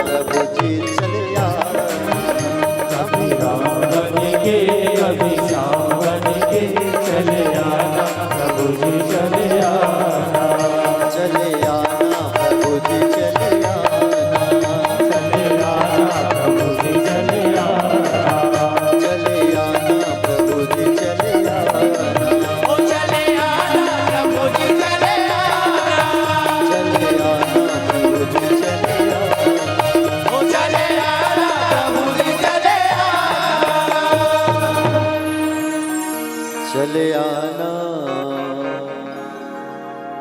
प्रभु जी चले आना। मोले बागे बिहारी लाल की। दोनों हाथ को उठाइए और हाथ उठा के मेरे साथ कहिए राधे श्याम से मिला दे। तो यमराज का तो स्वयं आदेश है भैया कि अंतिम समय में जो राम का नाम ले, शिव का नाम ले, कृष्ण का नाम ले, उन्हें भूल के भी इस श्लोक में लेके मत आना। अजामिल ने देखा कि मैं नारायण का नाम लिया तो मैं तर गया, मैं परिवार को छोड़ करके भगवान का भजन करूंगा, ऐसा कह के अजामिल जो है कहाँ चले आया। अजामिल जो है हरिद्वार चला आया और हरिद्वार में आकर के भगवान का भजन करने लगा। तो अजामिल जैसे पापी व्यक्ति की अगर मुक्ति हो सकती भगवान का नाम लेके, वो बच सकता है, तो हम क्यों नहीं। हम अगर पाप कर्म कर रहे हैं और अगर हम भी भगवान का नाम दिल से लेंगे ना, तो हमें भी भगवान बचाने आएंगे, ठीक है। लेकिन ऐसा नहीं कि पाप करते रहो और लास्ट में जाने के समय भगवान का नाम ले दो, समझ रहे हो ना। ऐसा नहीं कि बोले पाप कर्म कर रहे हो और जाने के समय भगवान का नाम ले लेंगे और तर जाएंगे, ऐसा मत सोचना भैया। शुरू से नाम लेना पड़ेगा, ठीक है ना। हाँ, महाराज जी तो बोले हैं, बोले पाप करो और अंतिम समय में नाम ले लो, ऐसा नहीं, ठीक है। इसलिए पापों के प्रायश्चित के लिए कलयुग में एक चीज निर्धारित की गई है, वो है भगवान का नाम। कलयुग केवल नाम आधारा, सुमिर सुमिर नर उतरहि पारा। समझ रहे हो ना। कलयुग में केवल भगवान का नाम सार है, ये जानो आप, ठीक है। प्यारे भक्तजन, राजा परीक्षित कहने लगे, बोले प्रभु एक बात बताओ, अजामिल जो है भगवान का नाम लिया और तर गया, तो क्या हम तर सकते हैं। बोले बिल्कुल, आप भी भगवान का नाम लो, आप भी तर जाओगे। तो भगवान का नाम बिल्कुल रखना चाहिए, बोलना चाहिए। कैसे बोलना है भगवान का नाम। सो करके उठे तो सबसे पहले घर वालों को कहो सीताराम सीताराम, राधे श्याम राधे राधे, दिन की शुरुआत। नहाने गए तो मन में भगवान का नाम लेते रहो, पूजा कर रहे हो तो फिर भगवान का नाम लो, खाने के लिए बैठ रहे हो तो फिर भगवान से कहो भगवान आप आओ और आप खाओ, फिर मैं खाऊंगा। फिर भगवान का नाम निकल गया।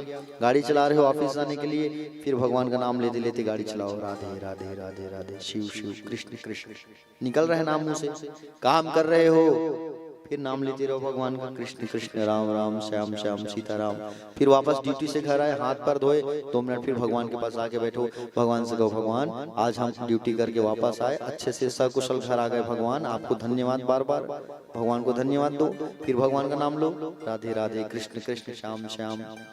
फिर हाथ मुंह धो करके थोड़ा टहल लो, फिर भोजन करने बैठो, फिर भोजन करने बैठो तो फिर भगवान को पहले खिलाओ, भगवान आओ आप पाओ, सीताराम आओ खाओ, फिर भगवान का नाम लो। सोने से पहले फिर भगवान का नाम लेकर के सोइए आप।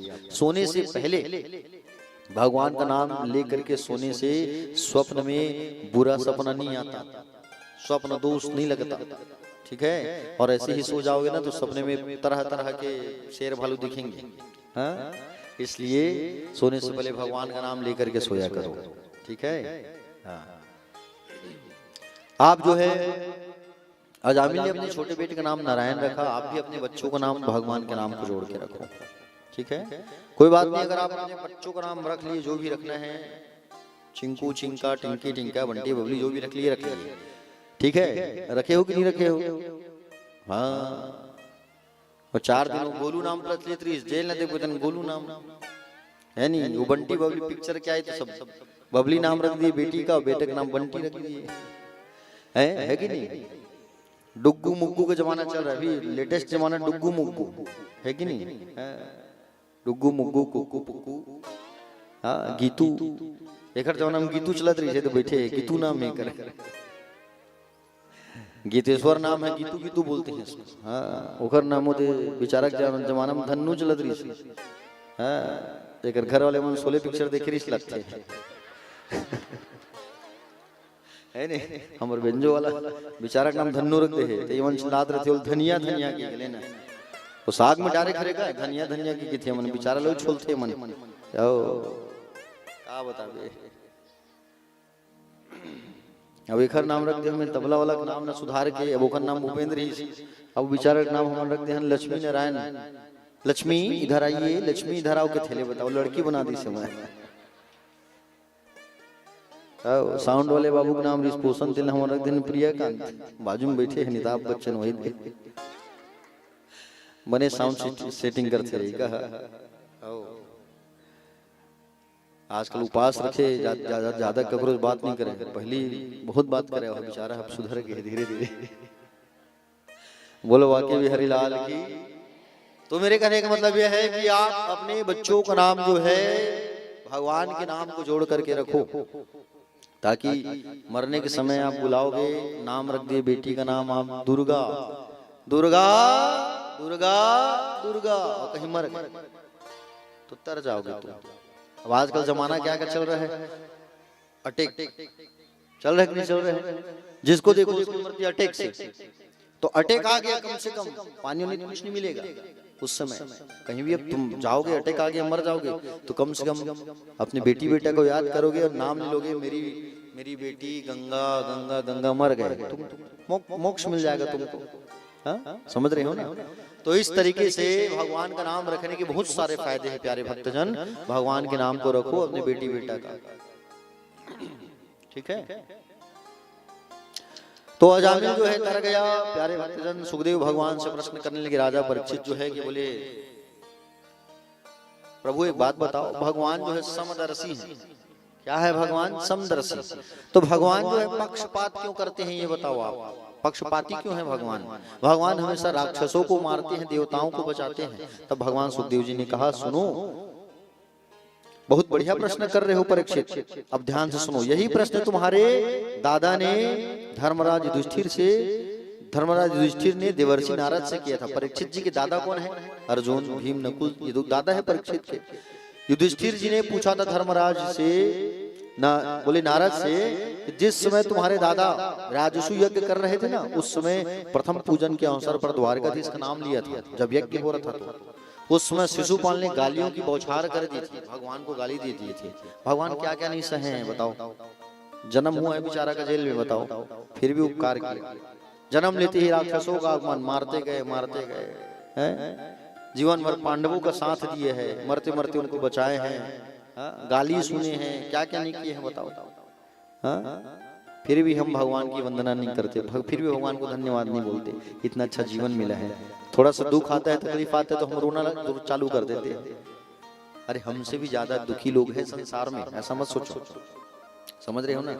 जाके देखो जरा बाहर, आपको कई लोग ऐसे मिलेंगे, आप ठंड के दिन में घर में हो ना, कई ऐसे बेचारे लोग हैं जो फुटपाथ में सोते हैं, कंबल ओढ़ के, एक चादर ओढ़ के, जिनके पास छत नहीं है, खाने को भोजन नहीं है।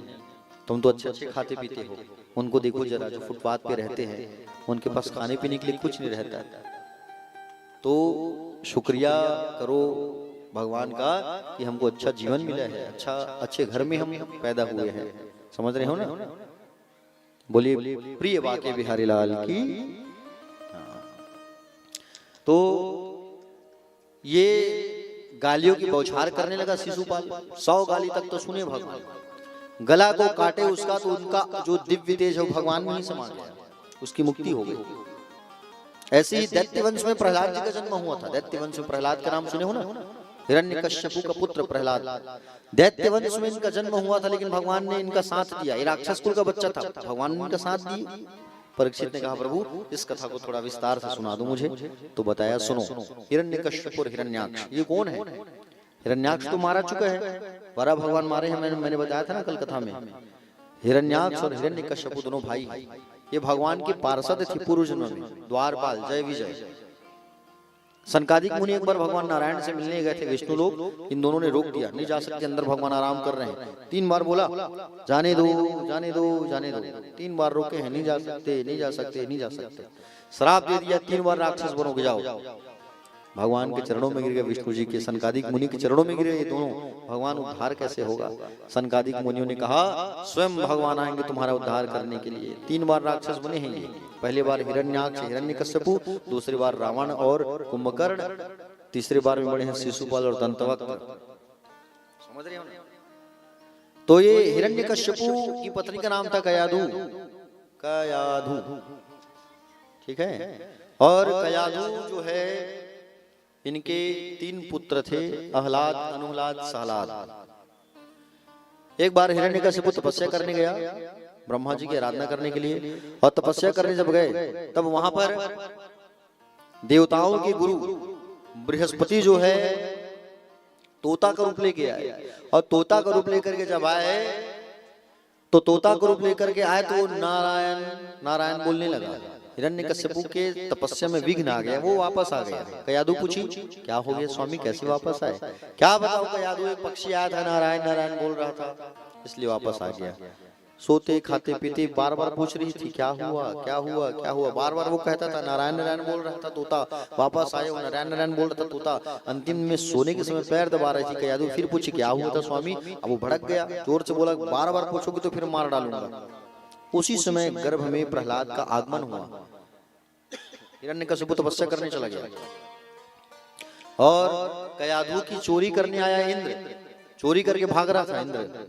नारद जी आकर के डांट लगा है कयादु को छोड़ो। नारद जी उन्हें सुरक्षित आश्रम पे रखे।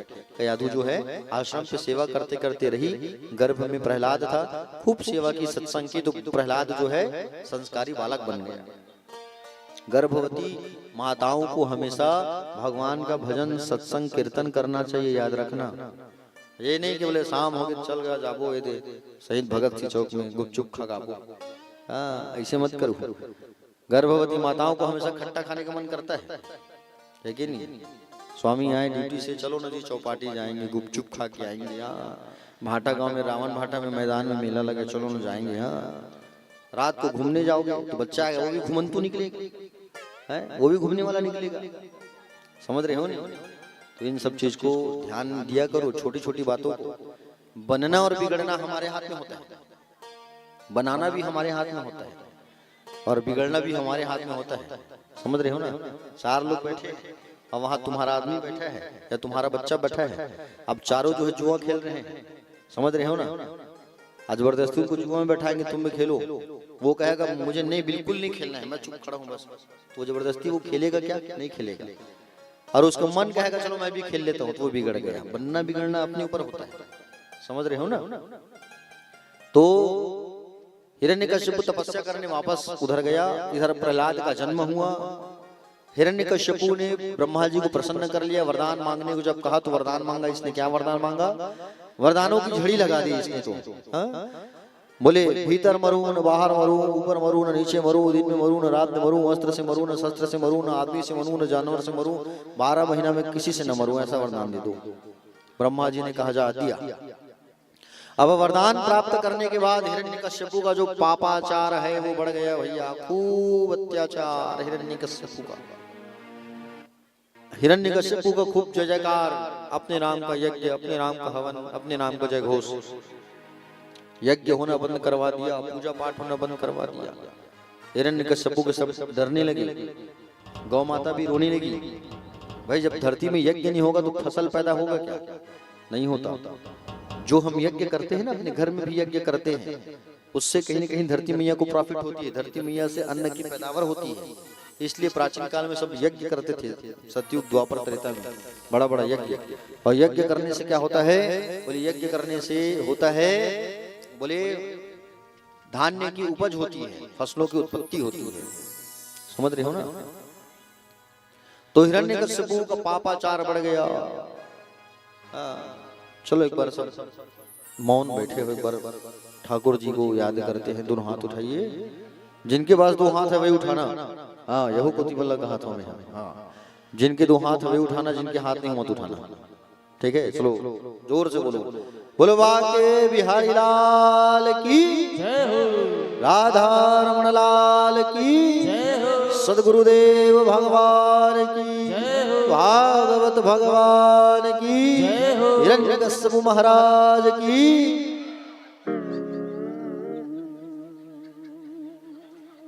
अतिक आराम से जयकारा बुलवात होती है तुमन।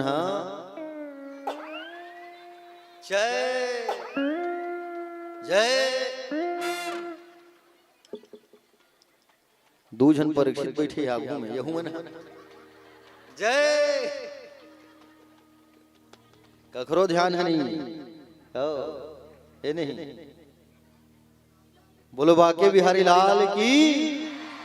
अब नहीं बोलो, टेंशन मत लो, मैं जानबूझ के बोले रहे। चलो एक बार सब हाथ उठा के कहो, बोले बाके बिहारी लाल की। बिल्कुल ध्यान से कथा सुनिए।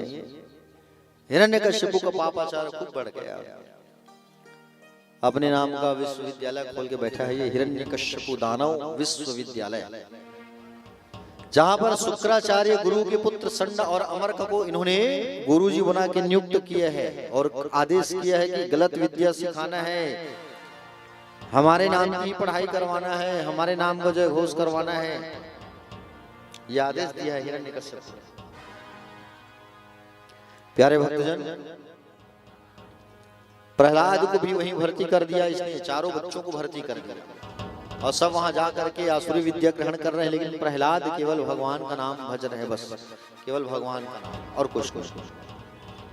गर्मी की छुट्टी लगी एक बार, और गर्मी छुट्टी जब लगी तो प्रहलाद को बुलाया गया, और प्रहलाद को बुलाया गया, प्रहलाद को अपनी गोद में बैठाए हिरण्यकश्यप। बेटा क्या सीख रहे तू पुत्र, क्या सीख रहे हैं, अभी तक क्या क्या सीखा है बताओ। तो उन्होंने कहा, बोले पिताजी प्रहलाद जो है गोद में बैठे बैठे पूरा नवधा भक्ति का ज्ञान दे दिया अपने पिता को, नवधा भक्ति का ज्ञान बता दिया। श्रवणम कीर्तनम विष्णु स्मरणम पाद सेवनम अर्चनम वंदनम दास सांख्यात्म निवेदनम। सुनना है पिताजी तो भगवान को सुनो, देखना है तो भगवान को।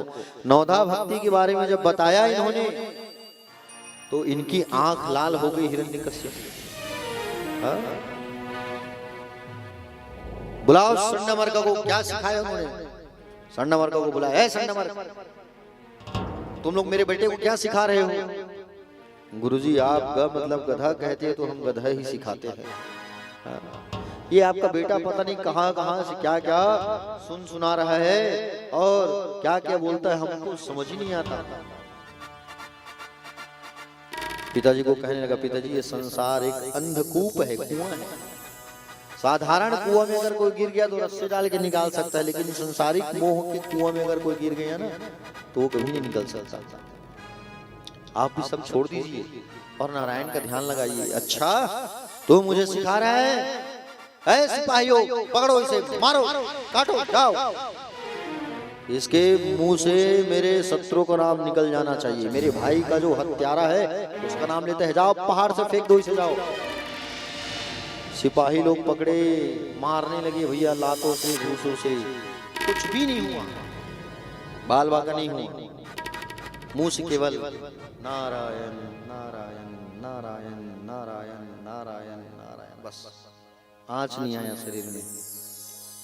लक्ष्मी मैया और भगवान नारायण बैकुंठ से बैठ करके सारे नजारा को देख रहे हैं आनंद पूर्वक।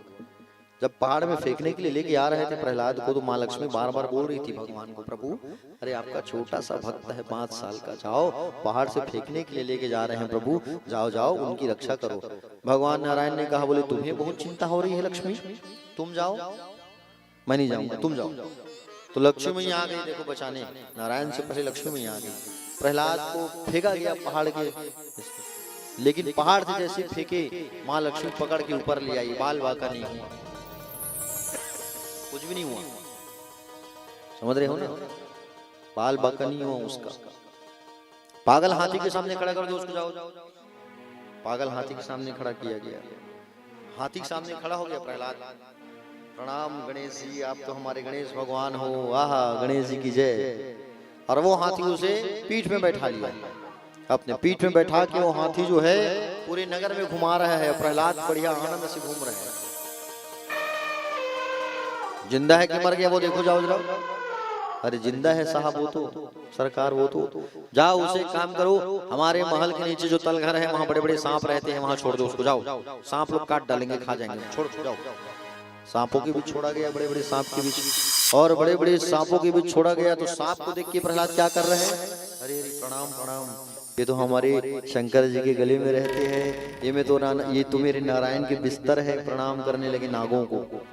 वो सांप प्रहलाद के पास आए, उनके शरीर को छू छू के वापस चले गए, बाल बाका नहीं हुआ।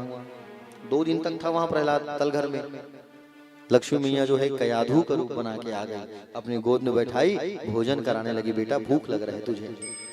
उधर हिरण्यकश्यप ने भेजा, जाओ सिपाही देखो मर गया कि जिंदा है। सिपाही लोग आए तो जस तस प्रहलाद, अच्छा बुलाओ उसे, होलिका को बुलाओ हमारी बहन को। होलिका को बुलाया गया और होलिका आई और इतना अग्नि का ताप गोद में बैठाई, और गोद में बैठा करके अग्नि का ताप जलाने लगी। इतना अग्नि, इतना अग्नि, इतना अग्नि, इतना अग्नि, इतना अग्नि, पूछो मत। आग। भक्त प्रहलाद केवल नारायण नारायण नारायण। होलिका जल करके नाश हो गई, लेकिन प्रहलाद को आंच नहीं आया। होलिका जल के मर गए। उस दिन से हमारे देश में कौन सा त्योहार मनाते हैं? जोर से बोलो। होली का त्योहार मनाते हैं हम लोग, है ना। होली का त्योहार उस दिन से हमारे देश में मनाया गया। सत्य पर असत्य पर सत्य की जीत। देखा गया प्रहलाद को तो कुछ हुआ नहीं है। काम करो, वापस भेज दो आश्रम, सन्ना वर्ग के यहाँ जाओ। अब बोले इसकी परीक्षा लेने में खुद आऊंगा। अगर ये सुधर गया तो ठीक, और नहीं सुधरा तब इसके स्वामी को मैं बुलाऊंगा और उसे मार डालूंगा। मेरे भाई की हत्या का मैं बदला ले लूंगा। हिरण्यकश्यपु ने वापस भेज दिया। कहाँ? संडमर्ग के यहाँ आश्रम में भेज दिया उनको, प्रहलाद को। प्रहलाद जब आश्रम गया तो वहां पर अपने छोटे मोटे सारे बच्चों को, सबको क्या सिखा रहा है? भगवान का नाम लेना सिखा रहा है। आओ चलो भगवान का नाम वाचन करो मेरे साथ, ऐसा करके। तो प्रहलाद बोले, प्रहलाद से कहने लगे, बोले अभी क्यों? जब बूढ़े हो जाएंगे, बड़े हो जाएंगे तब भगवान का नाम जाप करेंगे। तो प्रहलाद शिक्षा दे रहे बच्चों को, जब बड़े हो जाओगे, बुजुर्ग हो जाओगे, ताली हो जाके भजन नहीं कर पाओगे तो क्या मतलब? अभी मेरे साथ भजन करो कहे। और प्रहलाद जो है अपने मित्रों को भी नारायण का नाम लेना सिखा रहे हैं। आओ हम सब भी नारायण के नाम का गुंजन करते हैं एक बार।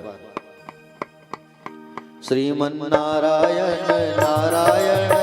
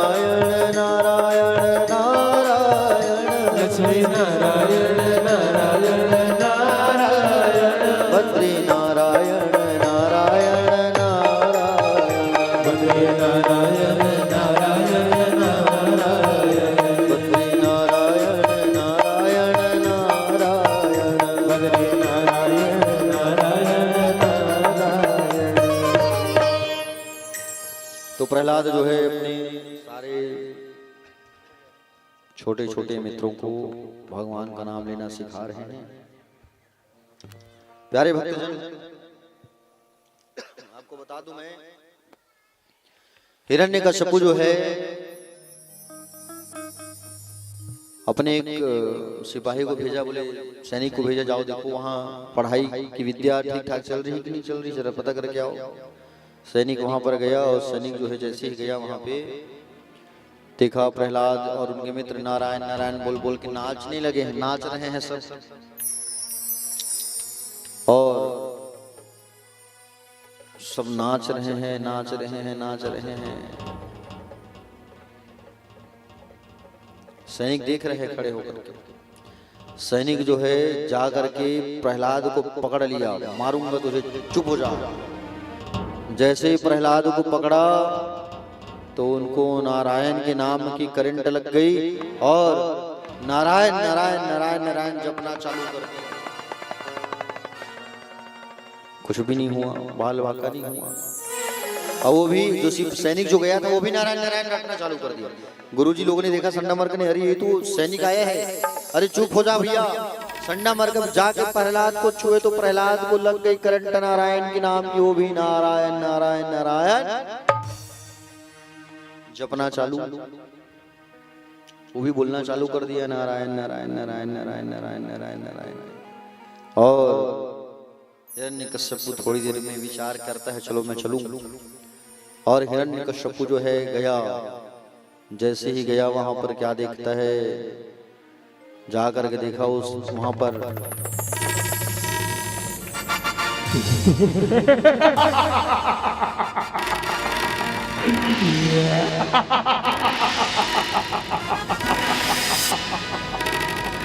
ओ प्रहलाद, अरे क्या बोलता है रे कि कण-कण में भगवान है। तो ये भूल क्यों गया है कि तीनों लोक में मेरा ही डंका बजता है। यक्ष, गंधर्व, किन्नर सब मेरे ही चरण दबाते हैं।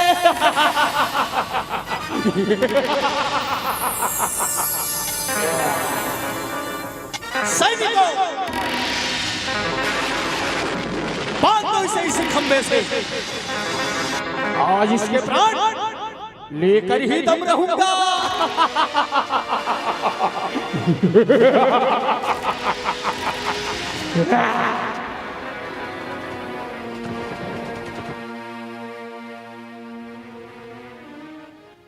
हिरण्यकशिपु आया और आकर के प्रहलाद से पूछने लगा, मैंने तुझे इतना समझाया प्रहलाद, लेकिन फिर भी तू नहीं माना, बता कहाँ है तेरा भगवान। प्रहलाद कहने लगे, कहाँ नहीं है मेरा भगवान। हिरण्यकशिपु कहने लगे, क्वासौ यदि सर्वत्र कस्मात् स्तंभ में न दृश्यते, मुझे तो कण-कण में दिख रहे हैं। हिरण्यकशिपु ने कहा, अच्छा क्या इस खम्भे में है तेरा नारायण। बोले हाँ पिताजी, आप खुद ही चेक कर लो। खम्भे में जाकर के जैसे ही मारने लगे, दिखने लगे, सुनने लगे, और खम्भे के पास गए, कान को लगाए और खम्भे में मारने लगे जोर से खम्भे में जैसे मारा तो भगवान नरसिंह प्राकट्य हो गए खम्भे को फाड़ करके। बोलो नरसिंह भगवान की जय हो।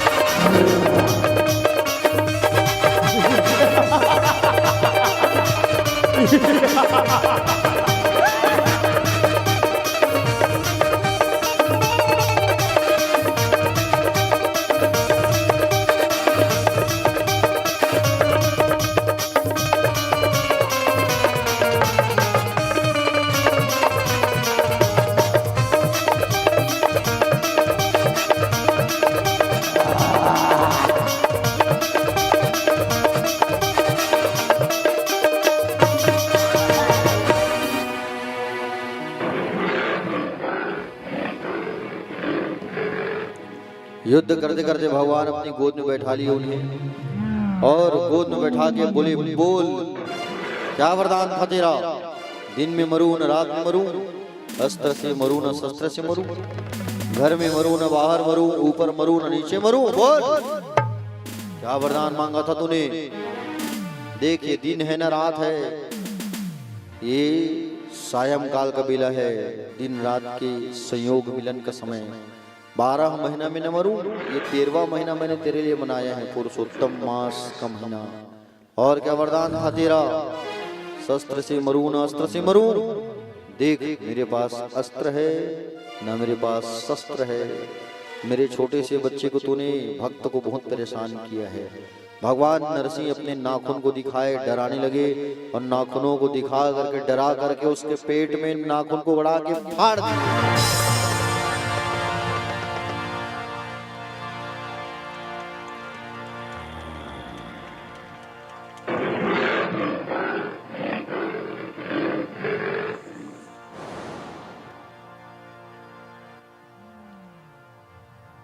हिरण्यकश्यप मारा गया और हिरण्यकश्यप का जो दिव्य प्राण है वो जाके भगवान नरसिंह में समा गया।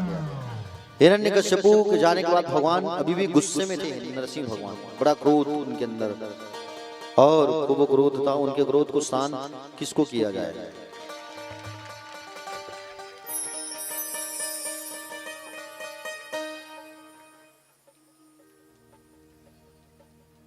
उनके गुस्से को शांत करने के लिए, शांत करवाने के लिए माँ लक्ष्मी को बुलाया गया। लक्ष्मी मैया को बुलाओ, वही शांत कर सकती है, क्योंकि लक्ष्मी कौन है? उनकी पत्नी है ना। पत्नी के सामने अच्छे की गुस्सा नहीं चलती है कि नहीं? हाँ, पत्नी कह दे तो फिर आदमी लोग चुप चुप होता ही नहीं ऐसा। एक आध बार भानु भैया हो ही नहीं घटना जीवन में का आपके? हाँ हो है हाथ देख, मतलब आप डर रहा था सुरेखा नुनील हमारे। ठीक ठीक। तो लक्ष्मी मैया जब आई सामने खड़ी हुई, भगवान एक बार चिल्लाए, लक्ष्मी मैया डर के भाग गई। प्रहलाद को सामने किया गया। भक्त प्रहलाद जी आए, भगवान से कहने लगे, भगवान उनके सिर में अपना हाथ फेरने लगे। प्रहलाद कहने लगा, ब्रह्माद्यः सुगुणा मुनियोथ सिद्धः सत्वैकता नमतयो वचसाम प्रवाहे नाराधितुम पुरुगणे रधुना विप्रूह। हे प्रभु, बड़े बड़े देव मुनि सिद्ध आपकी भक्ति नहीं कर सकते, आप उनकी स्तुतियों से प्रसन्न नहीं होते, तो मैं तो राक्षस जाति में उत्पन्न बालक हूँ, आप मुझसे कैसे प्रसन्न होंगे? हे प्रभु, मैं जानता हूँ आप धन पैसा तपस्या विद्या ओज तेज प्रभाव से आप प्रसन्न नहीं होते, आप तो केवल भक्ति से प्रसन्न होते हैं। आज मेरा सौभाग्य है प्रभु, मुझ राक्षस कुमार को आपने दर्शन दिया है। हे प्रभु, आप जो है मुझे धन्य करिए, अपने सिर को मेरे कमल पर रख दीजिए और मुझे भक्ति का वरदान दीजिए। भक्त भगवान ने कहा कि बोले प्रहलाद, तुम्हें मुझसे डर नहीं लग रहा है? तो प्रहलाद ने कहा, बोले प्रभु एक बात बताओ, जंगल में जब शेर दहाड़ता है ना तो उनके साथ उनका छोटा बच्चा भी होता है। शेर जब दहाड़ता है तो छोटा बच्चा भी उनके साथ होता है, तो उनका बच्चा डरता है क्या? बोले नहीं डरता। तो मैं क्यों डरूं? बोले आप जो है मुझे वरदान मांगो प्रहलाद। तो भक्त प्रहलाद ने कहा, बोले प्रभु मैं केवल आपकी भक्ति चाहता हूँ, बस आपका प्रेम बना रहे। भगवान ने कहा, तो सिंहासन पर बैठेगा और 7 मनवंतर, एक मनवंतर तक तुम राज्य करोगे और मेरे धाम को तुम प्राप्त हो जाओगे, मेरे धाम चले जाओगे। तुम्हारी जैसे अगर भक्त हो गए किसी परिवार में तो 21 पीढ़ी उनकी तर जाती है। भगवान ने उनको आशीर्वाद दिया। और भक्त प्रहलाद की गिनती भागवतों में होती है। जो भगवान के भक्त होते हैं ना उनको भागवत कहा जाता है, तो प्रहलाद को भी भागवत की उपाधि मिली हुई है, समझ रहे हो ना। तो प्रहलाद जैसे ध्रुव जैसे अपने बच्चों को आप बनाओ और उनको सुंदर शिक्षा दीक्षा दो, संस्कार दो। आज की कथा से आपको यही शिक्षा मिलता है कि आप अपने बच्चों को ध्रुव के जैसा बनाएं, प्रहलाद के जैसा बनाएं। ठीक है। आजकल हम क्या करते हैं, बच्चों को मोबाइल देना सिखा दिए हैं। आजकल हमारे बच्चे इतने बिगड़ गए हैं ना, पूछो मत। समझ रहे हैं ना। तो बच्चों को मोबाइल भी दे रहे हो तो मोबाइल में केवल कथा निकाल के दो, भगवान की कथा को सुनाओ। मोबाइल दो लेकिन उसमें भगवान की कथा, बाल चरित्र, भगवान की लीलाओं को दिखाओ, सुनाओ। बच्चों को संस्कार नहीं दोगे ना तो एक दिन वो बच्चा जो है राक्षस बन जाएगा। बच्चों को संस्कार नहीं दोगे तो बच्चा एक दिन कंस बन जाएगा, रावण बन जाएगा। बच्चों को संस्कार देना बहुत जरूरी है। बच्चों को अगर तुम डांटोगे नहीं ना तो आज देखो आज की युवा लोग क्या कर रहे हैं, शराबी बन गए हैं। देखो कितने लोग शराब पीते हैं आज, बड़े बड़े बच्चे 20 साल 21 साल 22 साल 24 साल के बच्चे खाली शराब शराब शराब में डूबे हुए हैं सब। शराब पीने से केवल शरीर का नुकसान होगा, ठीक है ना। शराब का अर्थ बता रहा हूँ। सा मतलब होता है शरीर, र मतलब होता है राख, ब मतलब होता है बर्बाद। इसलिए शराब से दूर रहो। आज की युवा पीढ़ियों से मेरा एक निवेदन है, आज के जितने 22-20 के उस पर वाले हैं या 20 के पहले वाले, सब जो है नशा से दूर रहो। कोसों दूर। नशा करोगे तो केवल अपना ही नुकसान है, उसमें पैसा तो जाएगा, साथ में कलयुग भी आएगा हमारे घर। जब हम शराब पीते तो हमारे घर कलयुग का वास होता है। इसलिए निवेदन चाहूंगा भैया शराब पीना छोड़ दो। कुछ लोग कहते हैं महाराज बियर पीने से कुछ नहीं होता, उसमें भी अल्कोहल की मात्रा होती है, ठीक है ना। इसलिए वो सब चीज भी त्याग दो, मत पिया करो, बड़ी बेकार चीज है, ठीक है। आप पियोगे तो आपका बच्चा भी पिएगा। कल तैयार रहो। तुम जैसा करोगे वैसे तुम्हारी आने वाली पीढ़ी भी करेगा। तुम कर रहे हो, तुमको देखो तुम्हारा बेटा भी करेगा। उस समय फिर सिर पकड़ के रोना तुम। हाँ? उस समय जब कहोगे मेरा बच्चा बिगड़ गया तो फिर कोई समाधान नहीं हो उसका। इसलिए नींव को मजबूत रखोगे तो मकान भी ऊपर मजबूत रहेगा। इसलिए अपने बच्चों को आप ध्रुव के जैसे बनाओ, प्रहलाद के जैसे बनाओ और खूब संस्कार दो, खूब प्रेम करो, खूब पढ़ाओ, खूब लिखाओ। 5 साल का बच्चा है उसे खूब प्रेम करो। 5 वर्ष जैसे ही पार किया तब बच्चे को ताड़ना लगाना चालू करो, मारना चालू करो, थोड़ा डांटना चालू करो। 10 साल जब बीत गया तो बच्चे के साथ में एक दोस्त के जैसा, मित्र के जैसा व्यवहार करो। ठीक है। कल जो है कृष्ण जन्म होगा। पहले तो गज और ग्रह की कथा होगी, वामन अवतार होगा, समुद्र मंथन की कथा होगी। समुद्र मंथन की कथा होगी कल। गजग्रह, वामन अवतार, राम अवतार, कृष्ण अवतार, कृष्ण जन्म होगा कल कथा में। आप लोग अधिक से अधिक जनसंख्या में पधारिए कल और अपने जीवन को धन्य करिए। आज मैं अपनी वाणी को यहीं विश्राम करता हूँ और मैं आयोजक परिवार से निवेदन चाहूंगा। उमा दीदी कहाँ है? उमा दीदी आपसे एक निवेदन है, प्रसाद भरपूर मात्रा में चल रहा है, सब भक्तों को प्रसाद बांटना है। कल कुछ भक्त मेरे पास पहुंचे थे, प्रसाद नहीं मिला है करके, तो मैं निवेदन चाहूंगा कि प्रसाद बांटने के लिए 3-4 लोगों को आप नियुक्त कर दो। और प्रसाद जो चल रहा है वो भले हमारे पास मत आए चलेगा, लेकिन जो भक्त बैठे हैं दूर दूर से पधारे हैं कथा सुनने के लिए, सबको प्रसाद मिलना चाहिए। आधा की जगह 1-1 केला बांटो। मिठाई उतना चल रहा है, सबको बांटो। 1-1 भक्तों को प्रसाद मिलना चाहिए, मिठाई मिलना चाहिए। बिना प्रसाद लिए कोई नहीं जाएगा। ठीक है। भले हमारे लिए मत बचे, आपके लिए मत बचे, लेकिन जो श्रोता आ रहे हैं दूर दूर से, भक्त आ रहे हैं, बेचारे अपने घर को छोड़ करके कथा सुनने के लिए बैठे हैं, उनको प्रसाद मिलना चाहिए। तो प्रसाद सबको वितरण करना है। जितना प्रसाद चढ़ा है सबको मिलाओ और सबको बांटो। सब प्रसाद लेके जाएंगे सारे भक्त जो हैं। आइए अपने स्थान में सब खड़े हो जाइए, मंगल आरती करेंगे भगवान की।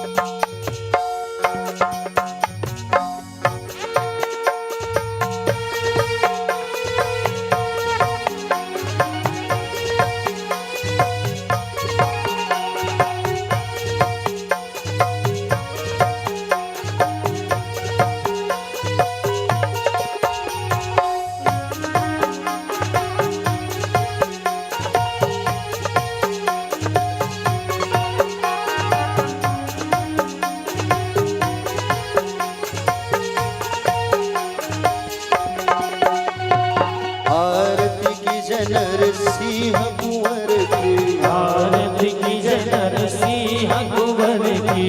वेद विमल यश गाओ मेरे प्रभु की, वेद विमल यश गाओ मेरे प्रभु की। आरती की जय नरसिंह कुंवर की, आरती की जय नरसिंह कुंवर की। वेद विमल यश गाओ मेरे प्रभु की, वेद विमल यश गाओ मेरे प्रभु की।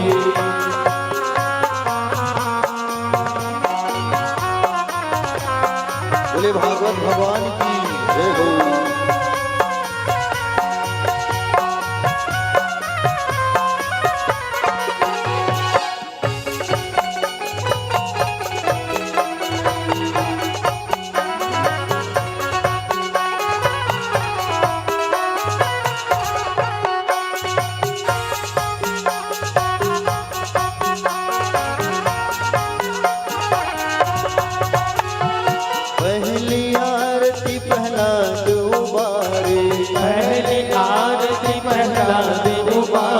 हिरण्यकुश नख उदर विदारे, हिरण्यकुश नख उदर विदारे, दूसरी आरती वामन सेवा, तीसरी आरती वामन सेवा, बलि के द्वार पधारे हरि देवा, बलि के द्वार पधारे हरि देवा, आरती की जनर सिंह कुंवर की, आरती की जनर सिंह कुंवर की, वेद विमल यश गाँव मेरे प्रभु की, वेद विमल यश गाँव मेरे प्रभु की।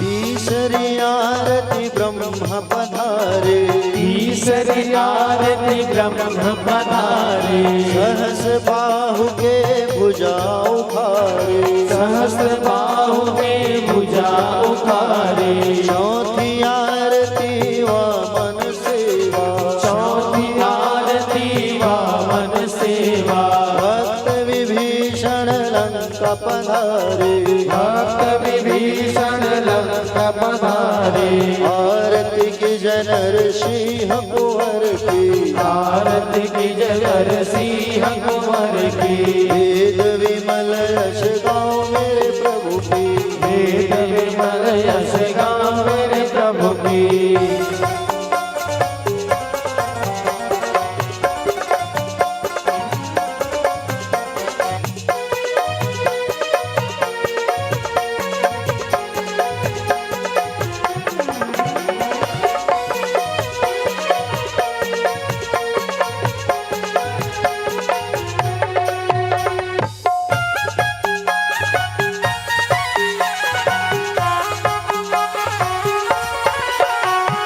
पांचवी आरती कंस पछारे, पांचवी आरती कंस पछारे, गोपी ग्वाल शाखा प्रतिपाले, गोपी ग्वाल शाखा प्रतिपाले, तुलसी को पात्र कंठ मणि हीरा, तुलसी को पात्र कंठ मणि हीरा, हर की रखी गावे दास कबीरा, हर सिनि रखी गरदास कबीरा, आरती की जनर सिंह कुंवर की, आरती की जनर सिंह कुंवर की, वेद विमल यश गाँव मेरे प्रभु की, वेद विमल यश गाँव मेरे प्रभु की, आरती की जनर सिंह कुंवर की, आरती की जनर सिंह कुंवर की, वेद विमल यश गाँव मेरे प्रभु की, वेद विमल यश गाँव मेरे प्रभु की।